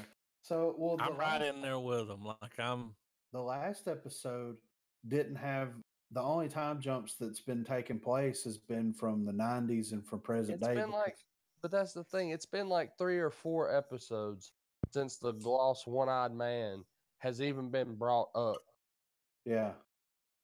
And then suddenly he walks the fuck in at one of the book signings and like. Well, like, what's weird is still, that was the same. Wasn't that the same guy's house they went to? Was that the same dude? Do they all just no, look the dude, same? he was old. That was an old dude. Okay, This is he some was old. whole somebody else. What'd they call him, Mister Who? Mr. Watt. Percy. No, Who's- Watts. They called him something though. That the black lady in the last episode Oh, called him yeah. something. Mr. I can't remember his name. Yeah. I But know. he lived in the house and he ran the basement. Yeah. Which is from the way that I'm understanding it is Hoyt and this guy, Mr. Watts, was going out and kidnapping these kids and selling them or doing whatever the fuck that they were doing with them. And I still feel like the people that work for the police department are involved in some capacity. Well, because it's big money. Yeah. We finally got our cameo for Yeah. Russ, and Yeah. I mean, shit, they put a picture of their face up. Yeah. I was Well, like, oh shit, that's my boys. They said that it could be connected because The dolls. yeah, kind of the same thing was happening. And it was a cover up. Yeah. And Some that's higher ups, big money. Yeah. We So knew what that. if We could this- feel that coming. Like What it if was. what if part of a finale to do a full connection or whatever? What if we get just a moment where they reprise their roles and they help for just a minute? Oh my they God. don't help Well, resolve it, but you know what I They mean? better Like, show for a up in the moment. next episode because that's it. Like this is They got a like, lot of dude. They're gonna tie up every loose end. It's gonna happen, man. Well, this is what I think for real. I think that in the 90s, all these loose ends got tied up. I think that what's his name? The white guy, he knows everything that happened. Roland.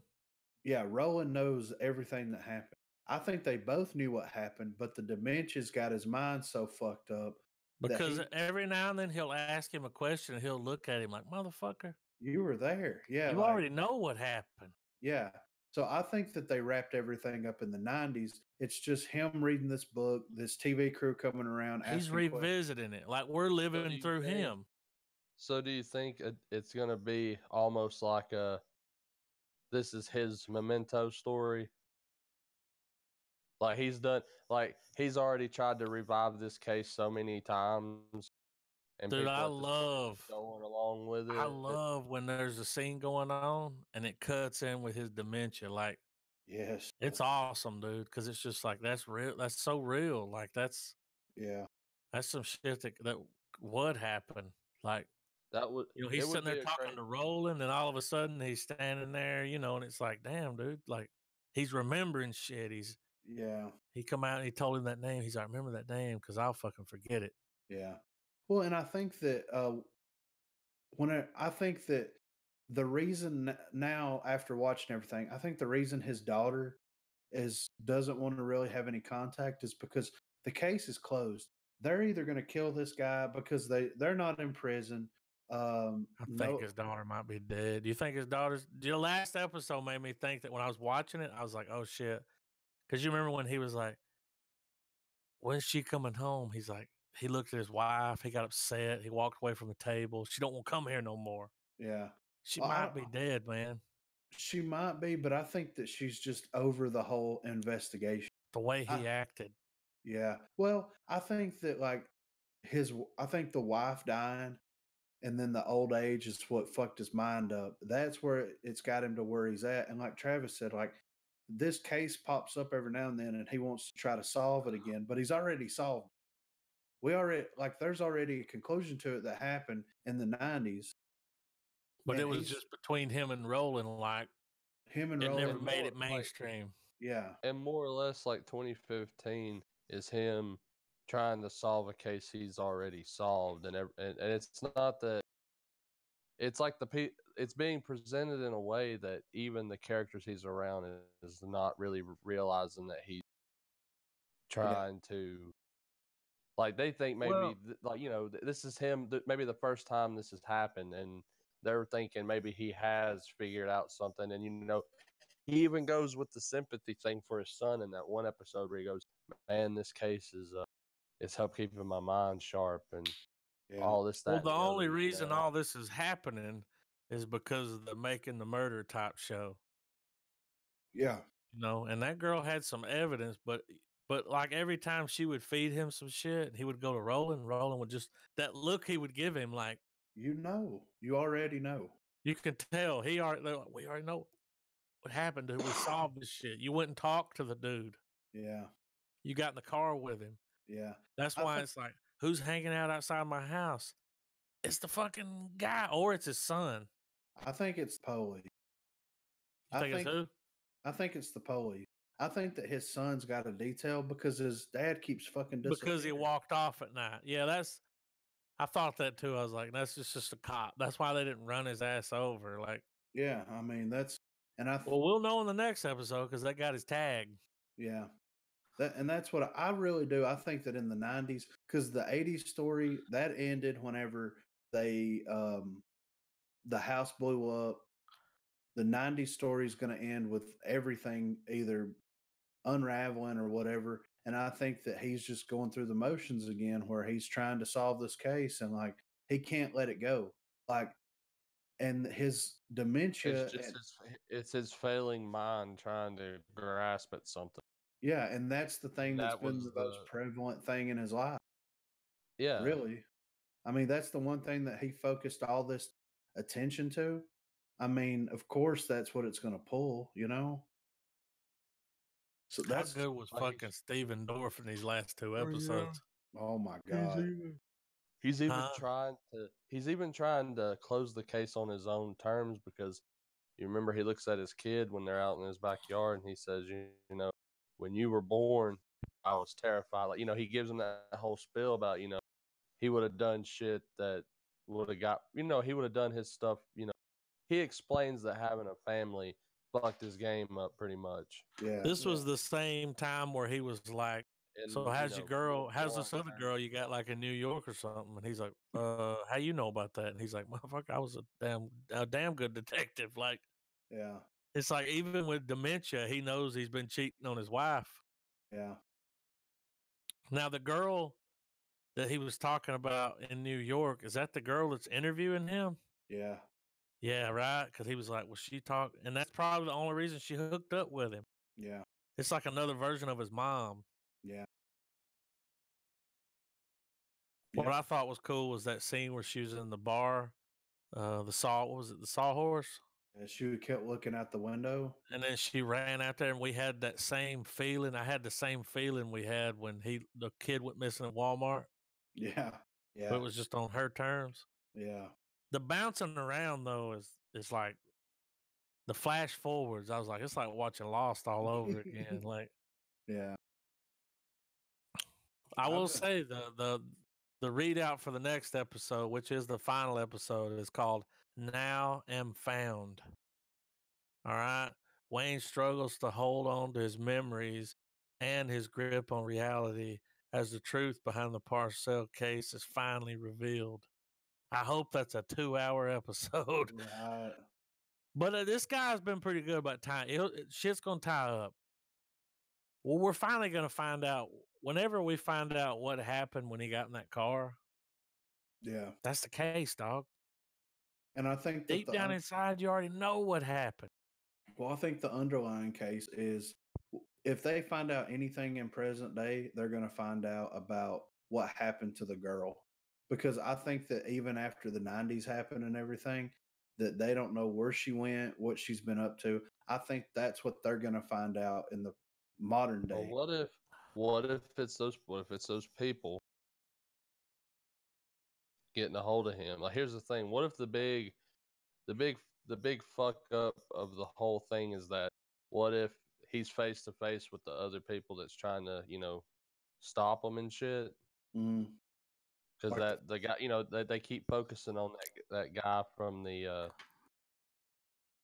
like the security diner, guy? and then, you know, Oh, the yeah. dad ends up, you know, going over there with a gun and all that shit. What if it's those people and they're pretty much giving him a, you're fucking with shit that don't need to be fucked with. Like, you need to back the fuck off. Like in that picture, we see the black guy and the white woman wearing robes on Halloween.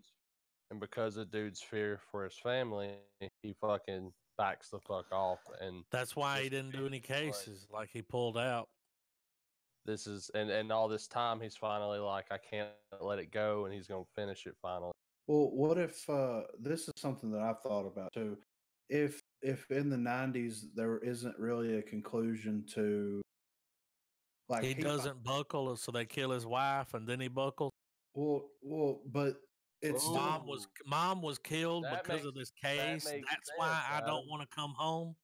Yeah. That's why the daughter don't want to come home, because mom was killed because he didn't give up on it. Right. Well, what if because she come home? But you've seen. No, look, dude, his job's on the line. Everything's on the line. Yeah. He went to Roland, was like, we're gonna take this motherfucker to a barn. This is why him and Roland had that. He said, you're just a fucking, whatever. And he's like, go ahead and say it. He's like, well, just know I'm thinking it. That whole moment. This was their beef that they had. Yeah. This is when everything went south for those two. We saw that. Yeah. When they killed this motherfucker, which deserved to die. They knew he was guilty. Yeah. But they didn't know what was going on. They didn't know this bitch was being held in the basement. They didn't know all that. Yeah. But, I mean, he grabbed a gun. They had to kill him. Yeah. I mean, he was going to kill one of them. Right. Well, this is something that I've thought about. What if the film crew that's there is not actually a film crew? What if it is they're checking in to see what he remembers? See what I mean? That would be, like almost like a plot twist. Like they're the people that's been like, yeah, they're involved. Like they're the newer generation of people that's involved in this this family, like an incredible great granddaughter. Yeah, like a very intense detailing. Yeah, and they're showing up there to see if they need to kill him or not. Well, to see if he remembers what happened, and to see if he has any information about the case. Because think about it, he's close to death. Whenever he dies, then his son's going to get all that information, all those files, everything. So she gets in. He starts searching. Yeah, she gets in good with him, starts sleeping with the son. That's how she gets in with the father. They're checking in on the father to see what he has, see what he knows, and see what he's told people. Him having dementia is working in his favor in this part, because he can say he doesn't remember and he has dementia. So of course they're going to be like, well, maybe he really doesn't. You know what I mean? Like, and I'm still dropping my real estate theory that whenever he goes out and talk to them, he doesn't give up. No. And that's what happened to his wife, and that's why the daughter won't come home. Yeah. Oh, I think he wouldn't drop the case. That's pretty good, right? Yeah. That seems plausible. It seems like a logical direction. Well, not only that, but whenever he tells her goodbye, like, I'll be back, but I'm leaving, it's almost like the last time that they're going to see each other alive, in a way. Like he comes back. Like he goes out and talks to them. He says, fuck you, I ain't doing that. And when he comes home, it's just the kids. Wife's gone. Yeah. Dead. They find her with a typed out letter. What police department I know finds a suicide victim with a typed out letter, and they're like, dude, that AG, he's up to something. He's in on that. There's big money, man. Yeah. The family's got a lot of money. When he started telling the story about he had a daughter or a sister. Yeah. She lost her kid, and I was like, well, that's what the girl was for. Yeah. It was a replacement daughter. Yeah. But at the same time, they were doing like sick shit to her. Yeah. Because she said she was treated like a princess at the castle. Yeah. Now, how she got away, I don't know. Like, well, and they keep saying that if she saw the black guy, that's what spooked her, and that's what caused her to run. Maybe the daughter that had all this traumatic shit happen was taking care of the girl. And when she ran off, that's when the daughter was like, I'm going to crash my car into this shit. Yeah. But she had like a new daughter to raise. Yeah. I mean, it's all It's craziness. yeah, This season is very different than the last one. but it's fucking good though, It's man. good, dude. The acting. I It can't really, wait. to me, I wish, and that's, I don't know. I guess I wish this should have been season 2. Oh yeah, for sure. Yeah. Or season 2 should have been season 1, and season 1 should have been season 2. I would recommend watching that second season first to just kind of get into it, and then hit them with the home runs. You know what I mean?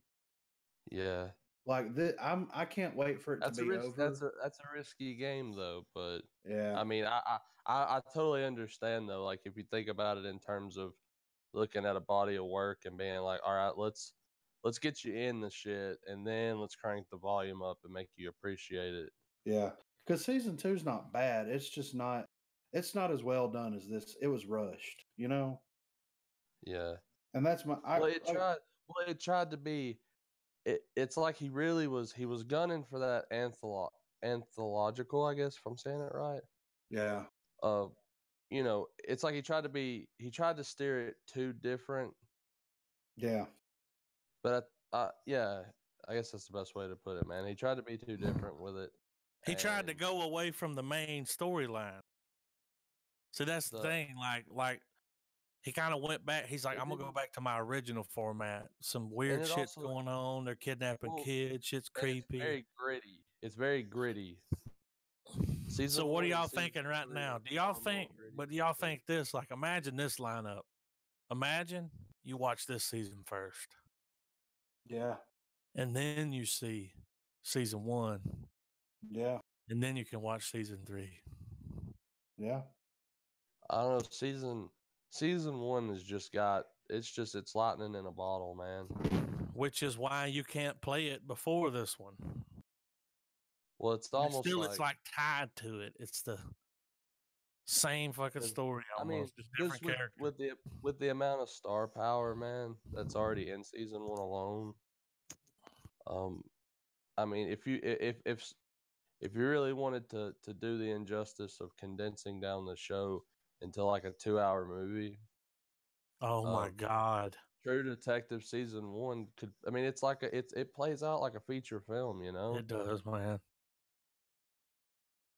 It was a very strong first season to a TV show. Like Yeah, 2, 2 was just too different. Like you said, it goes, it's on a whole nother thing. It's a different storyline. Shit's going on. It's like, nah, dude, get back to that original shit. That was the good shit. yeah, There's missing I people. mean, Where did they I go? mean, it had me on because of the idea that okay, it's True Detective, so it's still going to be a bizarre story, and it was. It still had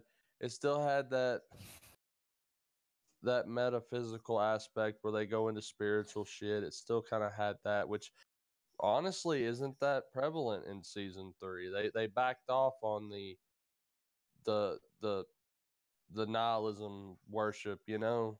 Mhm. yeah, Um, but I mean, even with all criticisms aside, season 2 is still good. It's just it's definitely It's a different story. the redhead stepchild of the bunch. It was experimental, and I feel like it was rushed. It felt Yeah, rushed.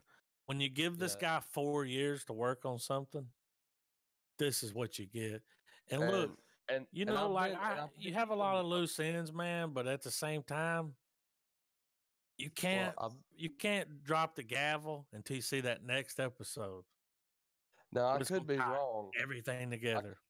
I could be wrong, but didn't season 2 have different writers along with Nick Pizzolatto, if I'm saying his I name think right? they had to bring people in because you know they Well, were like, no, this season we need another now. season next year. Well, here's the thing with season 3. I've been keeping track of the opening credits, and every episode he's either written it by himself or Mhm. he's had maybe one co-writer, and I think that's only been like 1 or 2 episodes. Yeah, So this dude has I mean, it's been his that's why it vision took from so start to long. finish. Yeah, I mean, how many years was it between 2 and 3? At What, least 2 3 or years? 4, right?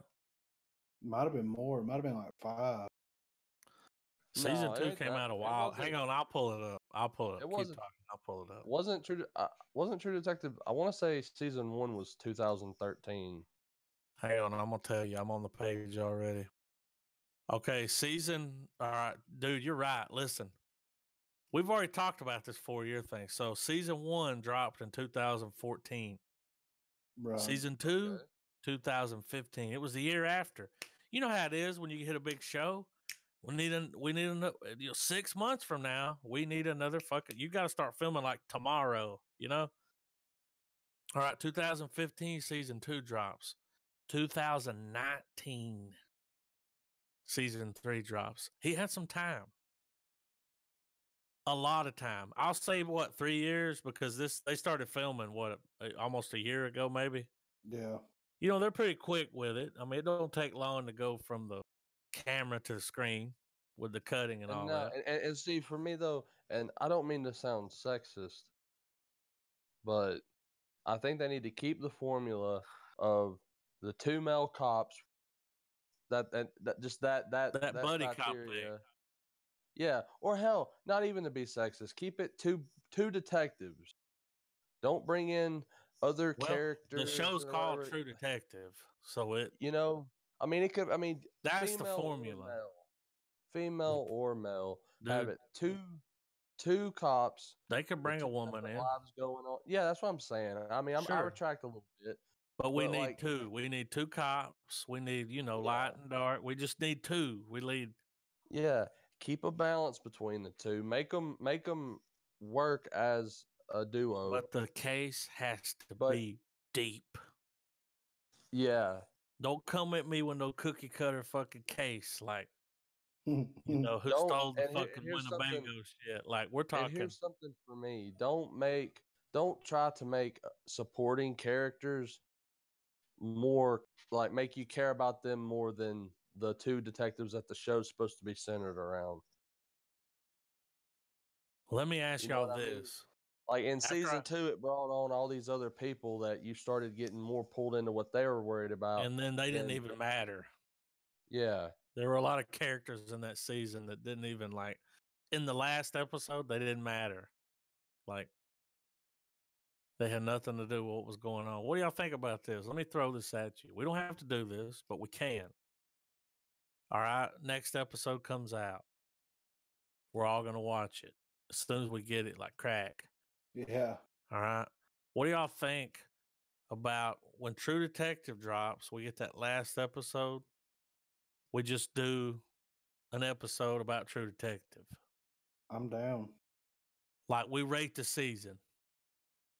I'm good with it. We can throw a movie on, but the majority of the episode, and here's probably what I'm going to do. I'm probably going to watch all the episodes again. Once I get that last one and I know what's going on, I know what's happened, then I can go back and I can digest what's going on. Like, I can watch it and be like, oh shit, in first episode, they told us what happened. Like How about that's when you can have that moment.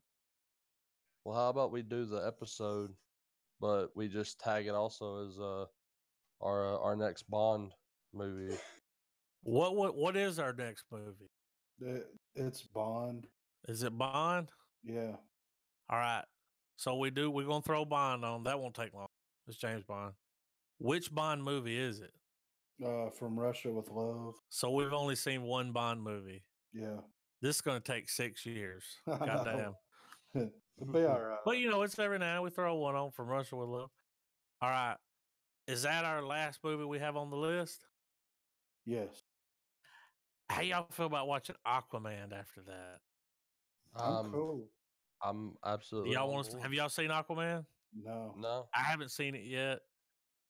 It's about time, Yeah. Yeah. It's widely available. So I thought I'd throw that out there. I've been waiting. I've been holding out. Yeah. I don't want to watch a movie and then a month later we review it. Yeah. I ain't got time to watch a movie again.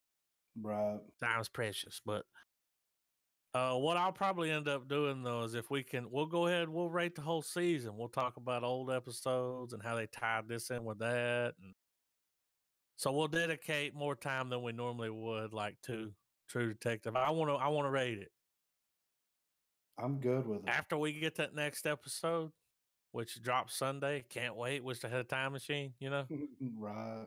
we're gonna rate the season, and if it doesn't get 3 stars, Travis. No, I'm just kidding.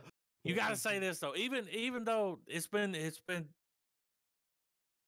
I never in my life, after I saw season 2, I was like, he'll never ever come anywhere near the first season ever. He's done. You know, he's done. Brought it back. He's come pretty close, dude. Yeah. I mean, like I said, Pretty damn close. depending on how this season ends, it might be better to me than season 1. Like, depending on how it ends. Because dude. It's this bigger fucking- and better. Well, this guy, that lead, is Oh my so God, fucking he's good. really good, right? Yes. And Like, then when did you Steven Dorff? That's his name. yeah. When I mean Steven Dorff, what? Fucking Matrix, Spawn. What was he in? Blade. You're saying his name like he's a Hogwarts professor. Well, I'm just saying, like, Gryffindor. Like it's like, you know, 2 points. 2 points to Steven Dorff. 2 points to Steven Dorff. I'm just saying, like, I mean, he never what type put of door some do shit out you use? like I this. use the Steven door. But he's never put out some shit like this. No. He's been in stuff. He's been around for a while. But this right here, goddamn, Dude, like somebody's dude, gonna win a damn Oscar or something. He's Rex Power Cult, man. And he's good. That scene where he was like, "I'm sorry, I manipulated you by He's like, talking about the dad, and I'm sorry." yeah. He's like, oh, don't worry about it. He's like, "Man, he said, bro, that happened. That's been over. Like, we cool, bro." He called Yeah. him bro. That whole scene, too, where they're talking to that woman that worked in the house, and that girl walks up and he goes, You he's ready to like, go to school? yeah, and he's like, easy now. But that's He looked at him like, God damn it. yeah. But he reacted the same way that I've seen people react. He's like, Yeah. no, it's fine, it's fine. He you played know, it like- off. Yeah, and that's Their chemistry is really good. yeah, it really is. Believable. Yes. Like those two together. From day one when they were sitting in that junkyard shooting at fucking squirrels and shit. Yeah. Very believable. When they were popping chewing gum in their mouth to cover up the beer that they've been drinking. Yeah. Good. He's Yeah, I like this guy. I want to watch more of his movies and stuff. Like he's gonna get some shit. I even think this is gonna bring Steven Dorff back. Like, if it don't, it's a damn shame. somebody's gonna see that and be like, just like Matt Dillon, Yeah. he's gonna get something. Somebody's gonna watch that movie and be like, "Oh, he can do this kind of shit. Yeah. Here we go. Let's put him in something else." Yeah. I'm gonna give this season a pre-star. It's been great. Yeah. I know this seems weird because he plays a complete psychopath in the house that Jack built. But seeing him do this kind of role makes me want to see him in a really gritty war film. Yeah. Playing like what kind of pick me a time period though? Are you I'm talking thinking, Afghanistan? Or are you talking Gettysburg? I'm thinking. No, man, I'm thinking. From World War II? anywhere from World War II to now, Vietnam. and just have him with an ensemble casted platoon. I don't think we have enough Vietnam films. But have him in a horrors of war type film. You know what I mean? Yeah. Civil War movie, too slow. Well, like a movie it takes where a day and a half to get to the battlefield. Like I would like a war film where he's explaining war, and like we've had a lot of World War II movies. How many World War I movies have we had? Can y'all name one? Man. No, man. Let's just do fuck this. Let's jump off the deep end. I want him to Space Wars. I want him to be a vault dweller in a Fallout film. Damn. I could see that. And like even have him do the classic "War Never Changes" speech. Or he could I play mean, Dick dude, Cheney. homeboy could pull it off. No, He man, did a go good even job. further. No, go even further. Have him play Donald Trump. Okay. No, I no, no, love no, no, fucking no, war no, films. no, no. War films love me. He won't. Well, we've got to save him for Jonah Hill. What we would have Matt Dillon be is Mike Pence. That's what we do. I'm okay. An with it. inevitable Trump biopic. Oh, it'll happen. I can't wait. It'll happen like 6 to 8 years from now. We're gonna get like 6 of them, man. We're gonna have plenty of options. It'll be called Angry Orange. Agent Orange. Oh God. The Angry Orange president. It's gonna be the annoying orange doing Donald Trump. tenant beds. Tenant beds. That YouTuber is gonna go. He's gonna have fucking a stock. He's gonna have stock options. He's gonna. You go know public. how like you can go on a White House tour?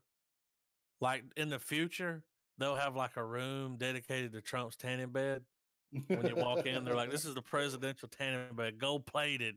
Oh, Everybody, put your goggles on. Put your little tanning bed goggles on so you can look at it. this is the Trump room. Yeah, It was added on, and it's quite huge. yeah. Everything's gold plated. Huge, huge. Everything's huge. True Detective. Can't wait for the next episode. I don't think this guy's gonna let me down. He's had enough time to work on it. He's figured it out. Loose ends will be tied up. You can't go in like that until you see that next one. Now, after the next one, when the season's finished, if there's problems, you can point them out. But you can't judge this shit until you get the full story. Oh yeah. Which is a fucking 8-hour story. Another There's movie. no way you could do this in 2 hours. Another movie I want to throw on the pile.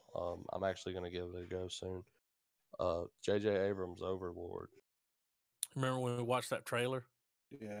I think didn't he produce that? He didn't direct it. He produced it, right? He made it. I think this is him. Well, it's out there. It's available. But I've been eyeballing it. I grabbed a copy of it the other day. I'm gonna watch it.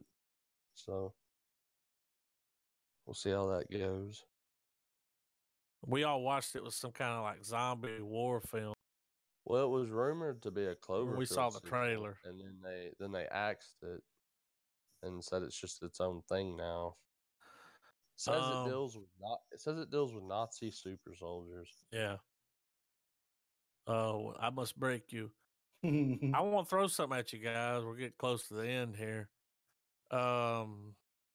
Disney has finally released their first title that will go to their streaming service. It will not go to Netflix. It will not go to Hulu. Straight to their streaming service. Do y'all know what movie it is? No. What?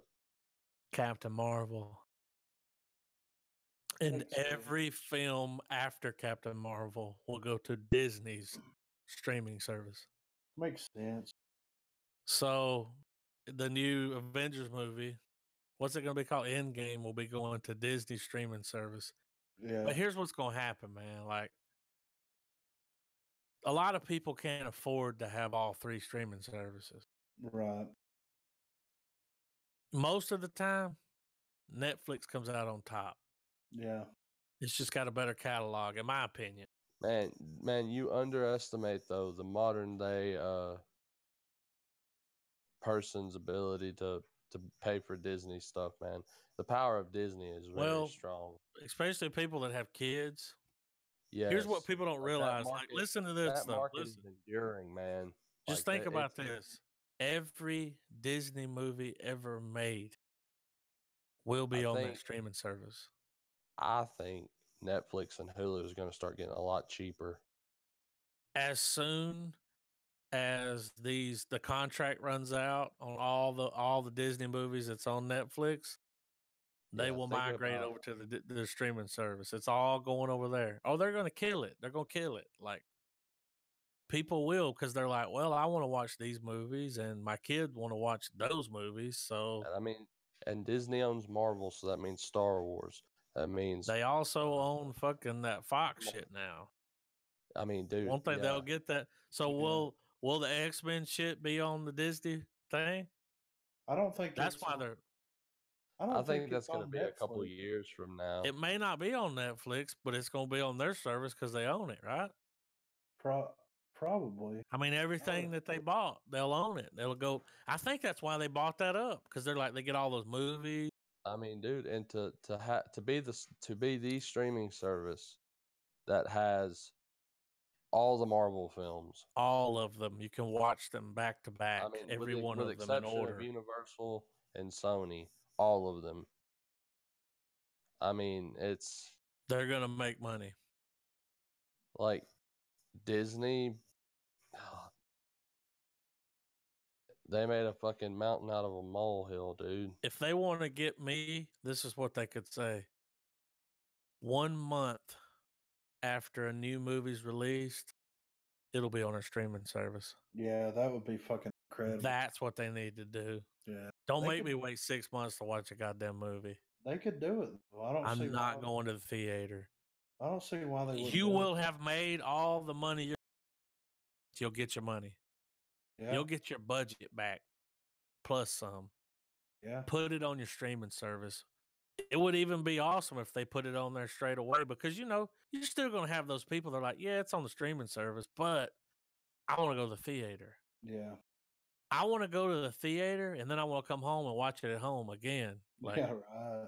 Because there's some crying baby. Man, I would be fine if they made it. I would be okay if they even made that a premium aspect. Like a month after it, you want to pay $5 and watch it, you can rent it. Well, I would be okay. And then like a year later, you know, maybe be like, all right, now it's on the streaming service. Yeah. Yeah, now it's behind the wall and you can watch it for however much. Well, I would be okay with paying like if they come out with a basic streaming service and it's $10 or like a month. or say you unlock it, that way the people who pay for it the month after don't feel cheated. You pay money to get it unlocked on your subscription, you know. Yeah, then and there. Yeah, what I'm saying is like I would pay $35 a month to be able to watch any Disney movie that's a month ever been made. Well, a month after it's been released. If you pay $10 for the standard service and you get that back catalog, or you can pay $35 a month and you can watch it a month after it's in theaters, who's not going to want to do that? Shit, at $35, dude, they could let you have it a week after it comes out and still make bank. Yeah. $35? You don't pay $35 when you go to the theater. No, but I would. But you're already paying it just so I can watch it at home. Yeah. My own time. It's the future. It wouldn't surprise me if they did something. I guarantee you that there'll be a lot more straight to their streaming service stuff, like all these minor Marvel characters and all these side Star Wars stories. Well, all that stuff's coming over. Daredevil. Everything will be moving over to their streaming service. Did you guys see where they finally axed Punisher and Jessica Jones? Like they're finally done. Jessica Jones has got one more season to come out, and then she's done. But they're not going to make season 3 of Punisher. Well, the thing is, and I think we've talked about this, is in the contract between Marvel and Netflix. If they cancel the show, that Marvel cannot use those characters for 3 years. Really? So, yeah, it's in the contract. Shit. So 3 years from now, they can bring it back on their own streaming service. Or, and this is what a lot of people speculate in this. I don't think that limits them to filming. So they could film season after season after season. And then drop it when it comes out. Yeah, and stagger it out like that. They can back catalog it. Yeah, and that's something that they think. Or because Marvel is a master of training their audience. I read that somewhere. But, I mean, it makes sense. They've trained the audience to stay after their films. Do y'all know how much money Disney's losing by not having their own streaming service? What I'm getting at, though, is that they can take that to be like, all right, we're going to put out a John Bernthal Punisher film now, or we're going to put out a Daredevil film, and we're just going to keep everyone that's been cast, and they can turn around and make movies out of them. Well, Netflix, they could even make a Defenders film now. hell, they could even condense the season of the Defenders into a movie. Well, see, now they're going to have their own platform, so they don't even need a theater. They don't Yeah. need it. They don't need a network. Yeah. They But can I'm pop saying, any season out and put it on their streaming service and make bank. I thought we were still talking about like the contract thing, though, like the 3-year bypass, you know? Yeah. Well, they can't use those characters in anything for 3 years. In Oh, any kind of visual media. They can't can use fucking them. film 6 seasons in 3 years.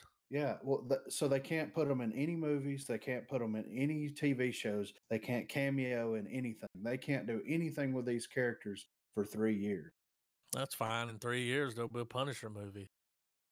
Yeah, or There'll be whole a 5 TV seasons. more seasons. Like will drop all at once. I would really like Marvel Studios or just some company in general. I would really like for them to attempt to launch Ghost Rider one more fucking time. They'll do it, man. Now that they have a streaming service, they have a place to put it, and they're not going to lose money because it's like it's our own streaming service. We're making all the money from this. Like, do y'all know how much money they're losing by not having these movies on their own service? Do you know what kind of loss they took? I don't even know where to start. 100 million.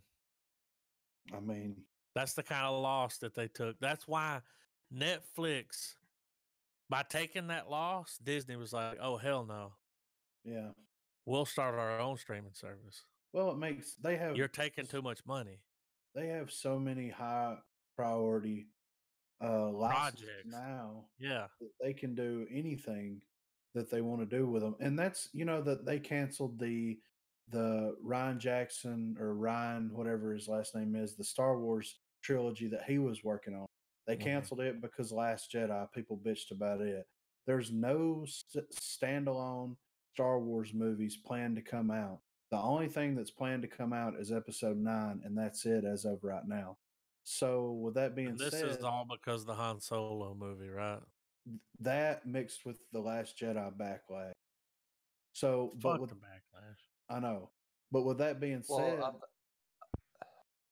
they can have him do his trilogy in long form at that point, and he won't be losing anything. Disney won't be losing. They won't have to worry about the critics because think about it. They won't even have to worry about promotion. They just put it on their streaming service and it's there. If they invest hundreds of millions of dollars into making a trilogy that they're afraid people aren't going to see, and they invest, I don't know, 20-30 million in a 8-episode season run, you see what I mean? Like, yeah, because whenever you decide to hit the theater and do this and that, you're talking tripling your prices. Yeah. Just to do that. Now they can film it for as little as it costs to film it. Yeah. Pop it right on their streaming service. Just think about all the movies going straight to the streaming service. Yeah. Every goddamn Disney movie that's ever been released, from Dumbo to fucking Star Wars, dude. Like, all of them.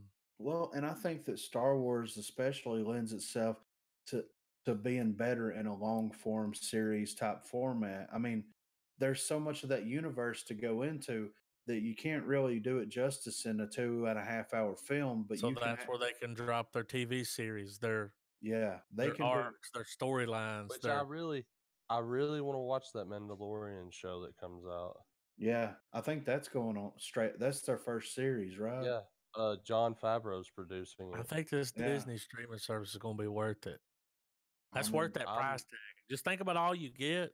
For Star Wars and Marvel alone, plus your kids, you can say, go watch Disney movies for fucking days. Like, you don't have to worry about the vault. No, you got it. You remember ever so often they're like, Milan's they'd release those big ass fucking VHS tapes again. Yeah, it's the first time in 15 years that it's been released on video. So you're gonna lease the vault? Yeah, you lease it. Yeah, you get to go in there and check a book out and bring it back. You know what I'm saying? I was always against it for real, like doing that until I started paying for a music streaming service, which I never thought I would do. But then I started paying $9-10 a month for music, and I was just like, this is worth it.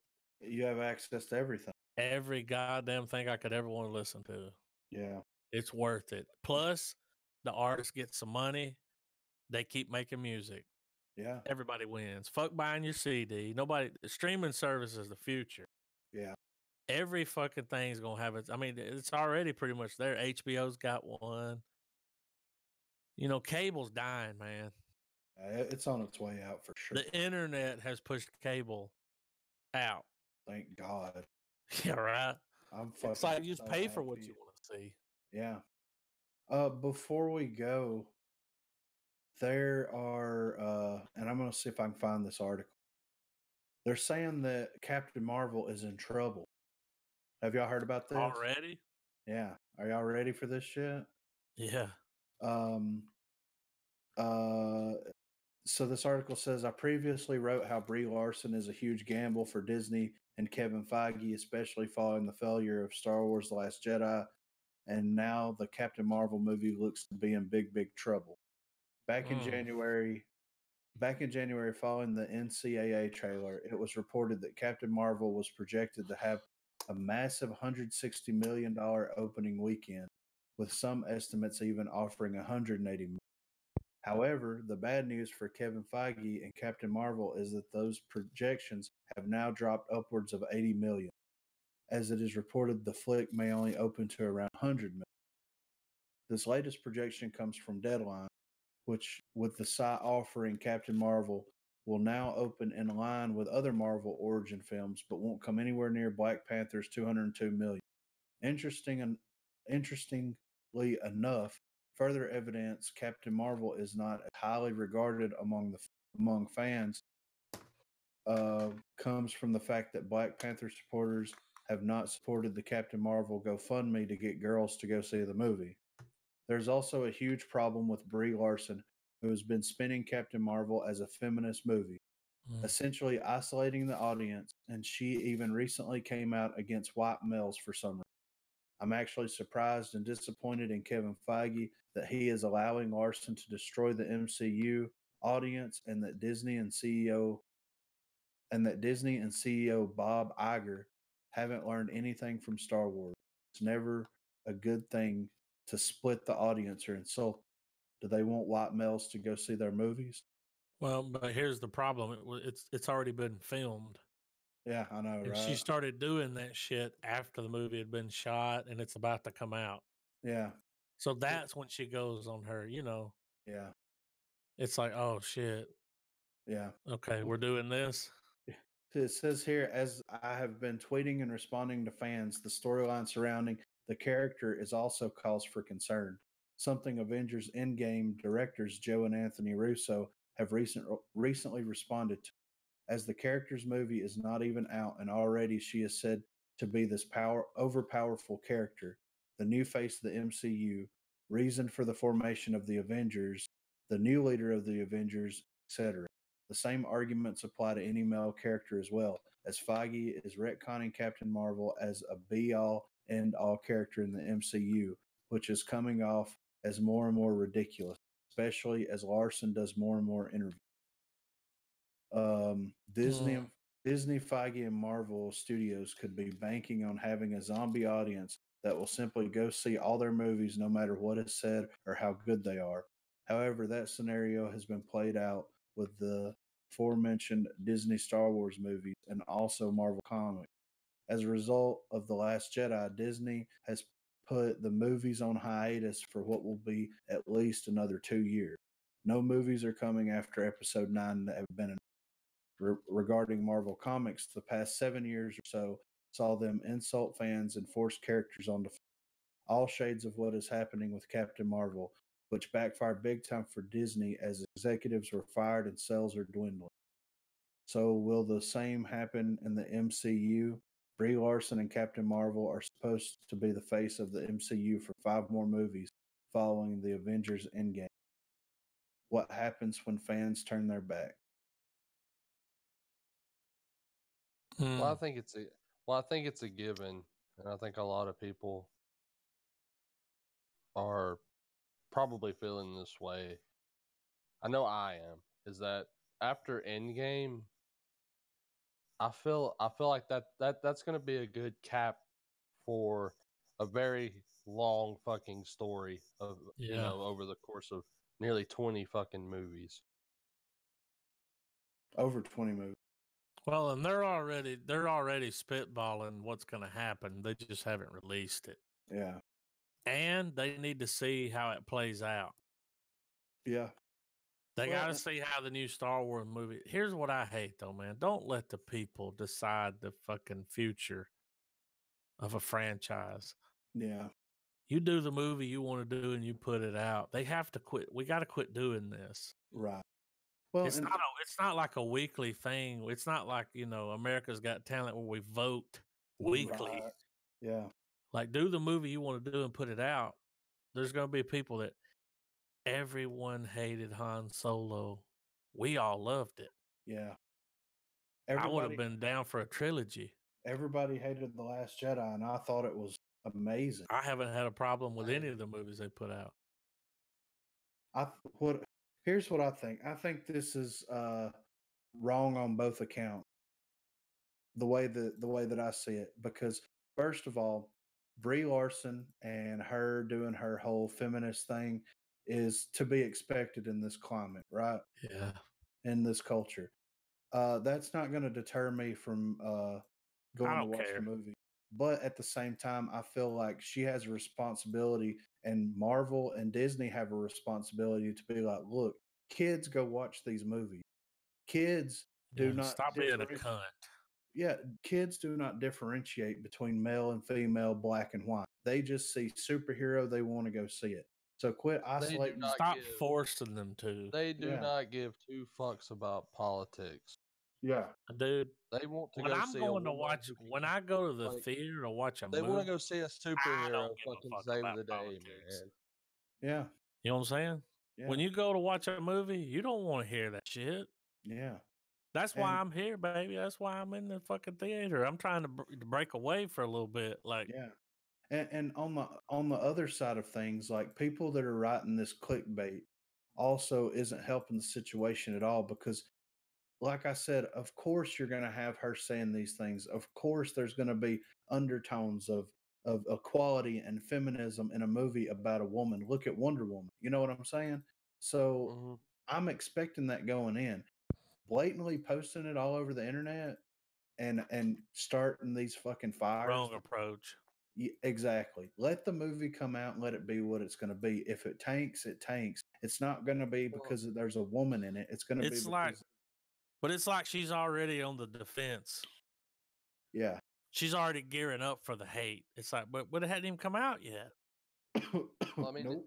I think it's strange how, you can't glorify just any superhero movie now, because you gotta glorify the ones that claim that they've had social injustice to them. Black Panther. Well, that Wonder Woman, now Captain Marvel, and like you said, Griffin, like if it's a bad film, it's not gonna be because of the fact that it's a female fronted. Ain't got nothing to do with politics. No, it ain't got nothing to do with race or anything. Same with Black Panther's got nothing. It's to a do movie. Yeah, with the setting or anything. It has nothing. Not to do a social commentary. Well, and I know, and the thing is that's the bittersweet thing of it, because comic books are a form of social commentary. Like, a lot of the stories are often, the writer's take on it, and you can tell by the time it came out. Often, like, it's like, okay, that came out in the '60s. You can tell. So so you can correlate the metaphor to whatever social topic the author's using as a narrative. And oftentimes the comic writer does it way more eloquently. But with films, the way it translates is that message pierces almost too good, Yeah. And I'm not saying it just for the feminist message or any one particular one, but just all of them. It's just, to me, that's a clunky part of adapting a comic book into a film. Yeah. And a shitty way of brainwashing kids. Yeah. Flat Marvel. That's all I'm saying. Well, and this is my thing. I'm going to see Captain Marvel. I don't care who's playing Captain Marvel, but Captain Marvel's a female. So as long as it's a woman, you know what I mean? I don't care what color she is. Yeah, don't let the care. characters be You the mean characters. you wouldn't have a problem you with know? it if it was like a transgender playing Captain Marvel? No, I- if it was the I man don't- chick, I If don't Shane care. Dawson was playing Captain Marvel, you wouldn't have a And here, problem with to it? me, no. I'm glad you brought that up, Adam. I think that it doesn't matter. It doesn't matter. It's so absolutely irrelevant to me going to watch a movie knowing that the third supporting character is a transgender person. Don't care. It doesn't matter. It's none of my goddamn business. Don't care. If that's how they want to live, that's how they want to live. But I could give a shit, and I think it's bullshit that it's a talking point. And I Yeah. think it's an insult to that person as a human being to have that even be a fucking reason to acknowledge them. She Yeah. should be insulted Like, by do you, that. like, do you like you really want to be remembered as the transgender person, or do you want to be remembered as a damn good insert profession? Yeah. Yeah, I exactly. mean, They Yeah, don't see it that way. it's fucking stupid. You're 100% right on. Like everybody wants to inject all of their fucking politics into it. Like, let's break it down. I have voiced my fucking displeasure with Wonder Woman. I think that Gal Oh, man. Gadot is, That's verbal fucking toilet paper for you, Griff. but I think that she did a great job as Wonder Woman. She looked like Wonder Woman. The story was Smelled fucking like her. garbage. The story was awful. That was my biggest. Yes, it did for real. The same thing with Black Panther. The guy that plays Black Panther, I think, is incredible. Did a great job. I can't wait to see Yes, him like in he other was movies.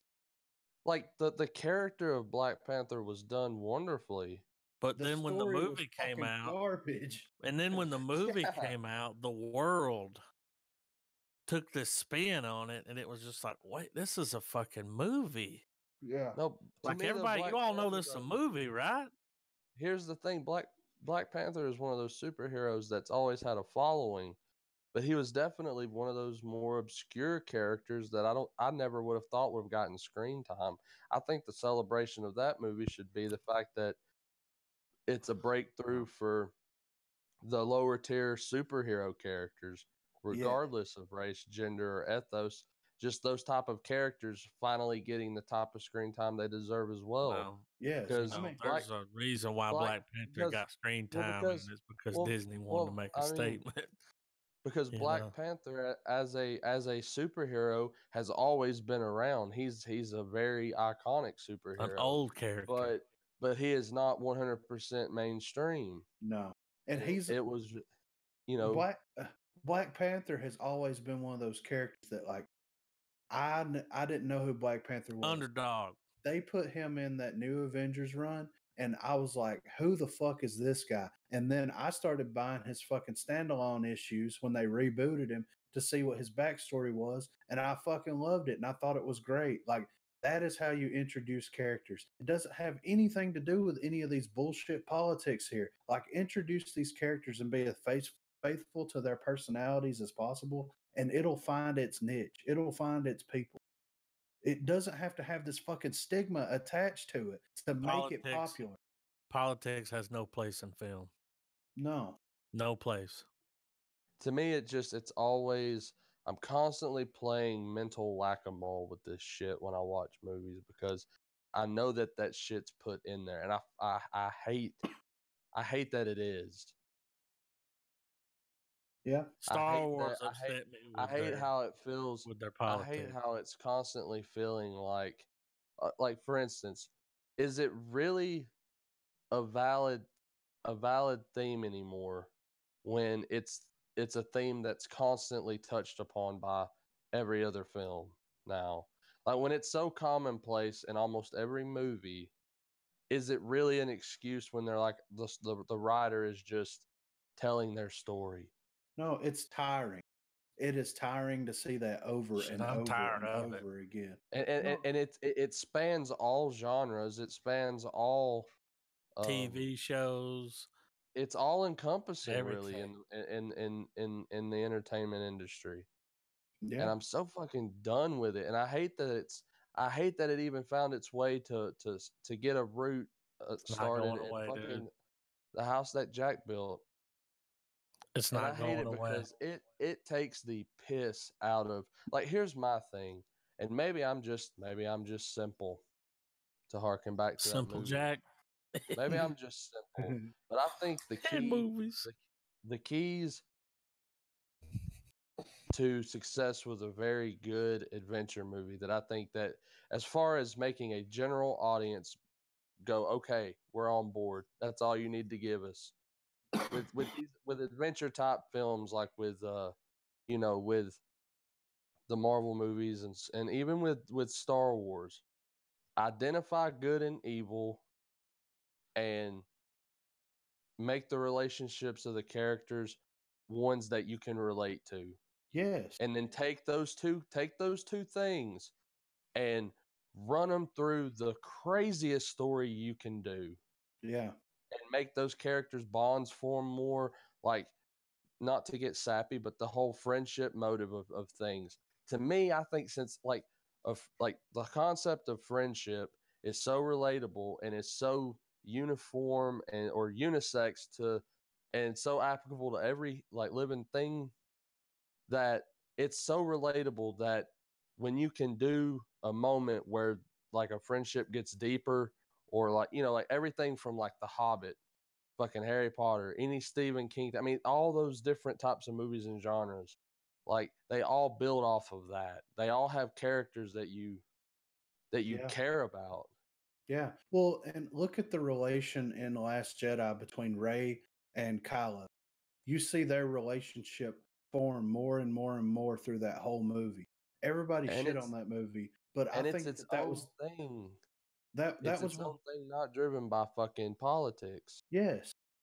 And that was one of the most genuine things I've seen in a fucking fantasy film in a long ass time, and everybody shit on it because it's not what they fucking wanted. Well, it was a really good representation of good and bad and the middle ground and developing Good versus relationships. evil.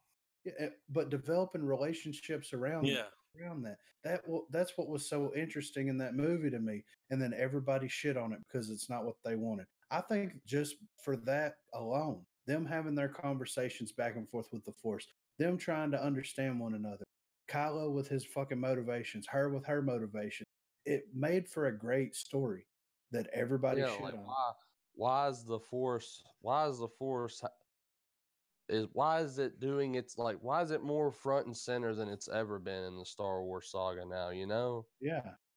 But no, we're gonna shit all over this fucking movie because it's not what we wanted, But even though it fucking has everything in it that these people are fucking bitching about not being in fucking movies. And when you're sitting there watching a movie though, and they hit you with that moment where you're sitting there and you're like, okay, I see what you did there. yeah, I'm not fucking stupid.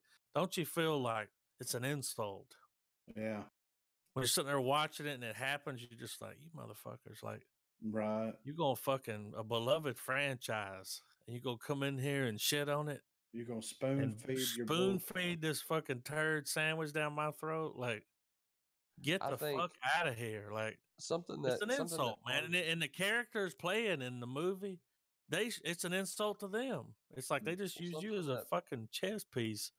something that blows my mind, that is that the way they bitch about the way they handled Luke's death in The Last Jedi. He's not dead though. He's gonna be in the Well, next. I still think the greatest flaw happening, or the greatest injustice to any characters in Star Wars, is the bitch ass way they fucking took out Han Solo. Han Solo. Yeah, I'm still not over that shit. Because it was just But see, that's the he was movie. gone. That's the fucking story. It's a It was shitty supposed to fate. shock you. It was a shit fate for a character that had a shit life. If you watch everything, including Solo, yeah. They killed him, and then in the credits they said he voted for Trump. but it was That's still why he's dead he was a character that still stayed wholly good. the whole time. Didn't need to be no. There was no need for moral gray or any kind of moral ambiguity. Hashtag no propaganda. No. You know what I'm saying? We're not Hitler's youth. Don't be fucking. Stop doing this. Yeah. Stop. I mean, Corey sent that to me the other day, and me and him was talking about it, and I thought it would be a good talking point because it's just like on both sides. It's like, shut the fuck up. Let's watch the movie, and then after you watch the movie, then bitch about the movie. Well, either you liked it or you It's didn't. like- I don't even want to hear why you didn't like it. Just Well, it's like I want to go. I wish I could just walk up to some of these people that are the ones that are pulling the strings on how the narratives of the film are going to be shaped, and I just want to go. I'm about to go pay $10 to see a movie about a guy who can fucking make sling rings and walk into other portals. Do I really, really want to be coached on philosophies life lessons. of the geopolitical situation of the world? Hell no. Like, I don't. That's what the real I world's wanna for. see- We don't I need wanna that see- in a movie. I want to see a woman that can set herself on fire and fly around and blow shit and go into the vacuum of space. I do not give a goddamn about insert Bird agenda. box. Like I don't like I'm not there for that. I'm there for boom loud, that shit. Yeah. I know it's mindless entertainment. I know it's fucking bullshit, but But you that's know the what? point of it. It's how I want to pass my fucking time, motherfuckers. Like just A movie, a Get TV over it. show is like Yeah. an escape. It's like a book. Just give me a break from, reality for a minute because I Yeah. need it. And then you're sitting there watching your movie and you're like, God damn, what's CNN doing in this movie? Like Yeah. what's happening here? Like what's Yeah. what's MSNBC doing in my movie? I didn't know Don Lemon had a cameo. Yeah, he was in Black Panther. Yeah. All It's right, not gonna guys. go away, guys. That's how it's gonna be, and you just got to get used to it. And We'll still bitch about it. don't blame the actors. Yeah. It is what it is. I mean, it's what happens when major corporations get a hold of, Yeah. franchises. Like that's the Disney's gonna be bad about doing it. I already know. Like every movie they put out, it's just gonna be. Well, like I mean, I'm sorry to contribute it into steering it into this direction since we're towards the end, because it's really a lot like at the end of a house that Jack built. Like we're all just more or less we're all going to hell. we're all trying to go. We're all trying to get across the broken bridge, and we're not gonna make it. Damn. Like so. You just brought it back, Trav. Damn. I'm gonna go cry myself to sleep now. We're all No, trying to get across the broken bridge. No, what we're gonna try to do is get hyped for goddamn True Detective finale and fucking James Bond, right? It's hard to get hot for James Bond, but I'm gonna try. Hey, Nah, From Russia man. with Love is a good one, man. I've never seen it, I like it. I've watched it several times. and it's got the same Bond. Yeah. Okay. Sean Connery. And then this is when they finally would they get in their Bond legs?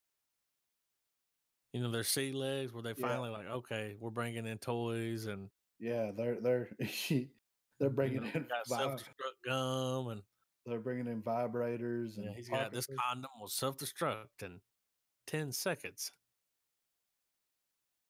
All right, guys. Well, next week we're gonna watch True Detective and From Russia with Love, and that's all I gotta say. That's all I gotta say. Go watch The House that Jack Built. Watch that shit. I mean, just do yourself a favor. If you're a fan of film and you are listening to this shit, Of course.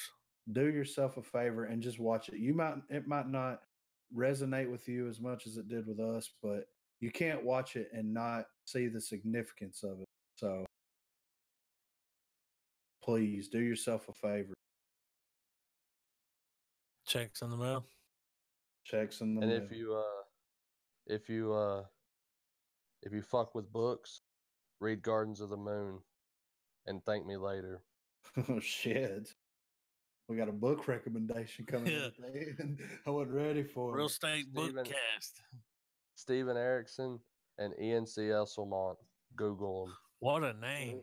Ian C. what? Esselmont? Yeah. Holy shit. It sounds like he's going to be the next doctor, Yeah, I don't feel too bad about my name. Yeah. Esselmont. I'd like to see his sonic screwdriver. What kind are you gonna give him? Nah, It's a sonic some of the Coke best- can. Some of the best fantasy I've read. If So, I was a doctor, I would have a sonic vape. Oh my god! Just think about it. Be hitting the vape, opening doors with it. You know what I saw the other day on Facebook? no, dude. If you had a sonic vape, you would be vaping juice from other dimensions. Of Oh course. my god! Somebody posted this thing in this group that I'm in on Facebook. It's like a Doctor Who group or whatever, and it was a video of what's his face, motherfucker, the last Doctor, the last male Doctor. What the fuck is his name? Oh, Peter Capaldi. Yeah. Peter Capaldi shows up at a club and he whips his fucking guitar out and starts playing it to the Fuck crowd. that, And dude. I was like, I'm gonna send this shit to Adam, and I forgot Fuck that about guitar, it. dude. he had his sunglasses on and You're everything. making me mad. I'm gonna go punch a pillow. Look, Adam, you gotta understand. This is his celery stalk, dude. I don't like it. Like every doctor's got their little dumbass moment. Like I Matt Smith finished in the the season, Feds. the new one. I watched it all. I haven't watched any of it yet. I still want to finish it. Eh. I don't think I'm that far off from it. I know it's Yeah. I haven't been as hyped for it since the first 2 episodes. Those were my favorite. Yeah. Those were really the best of it. It's all downhill after that. It's all down All right, here. guys. Keep it real.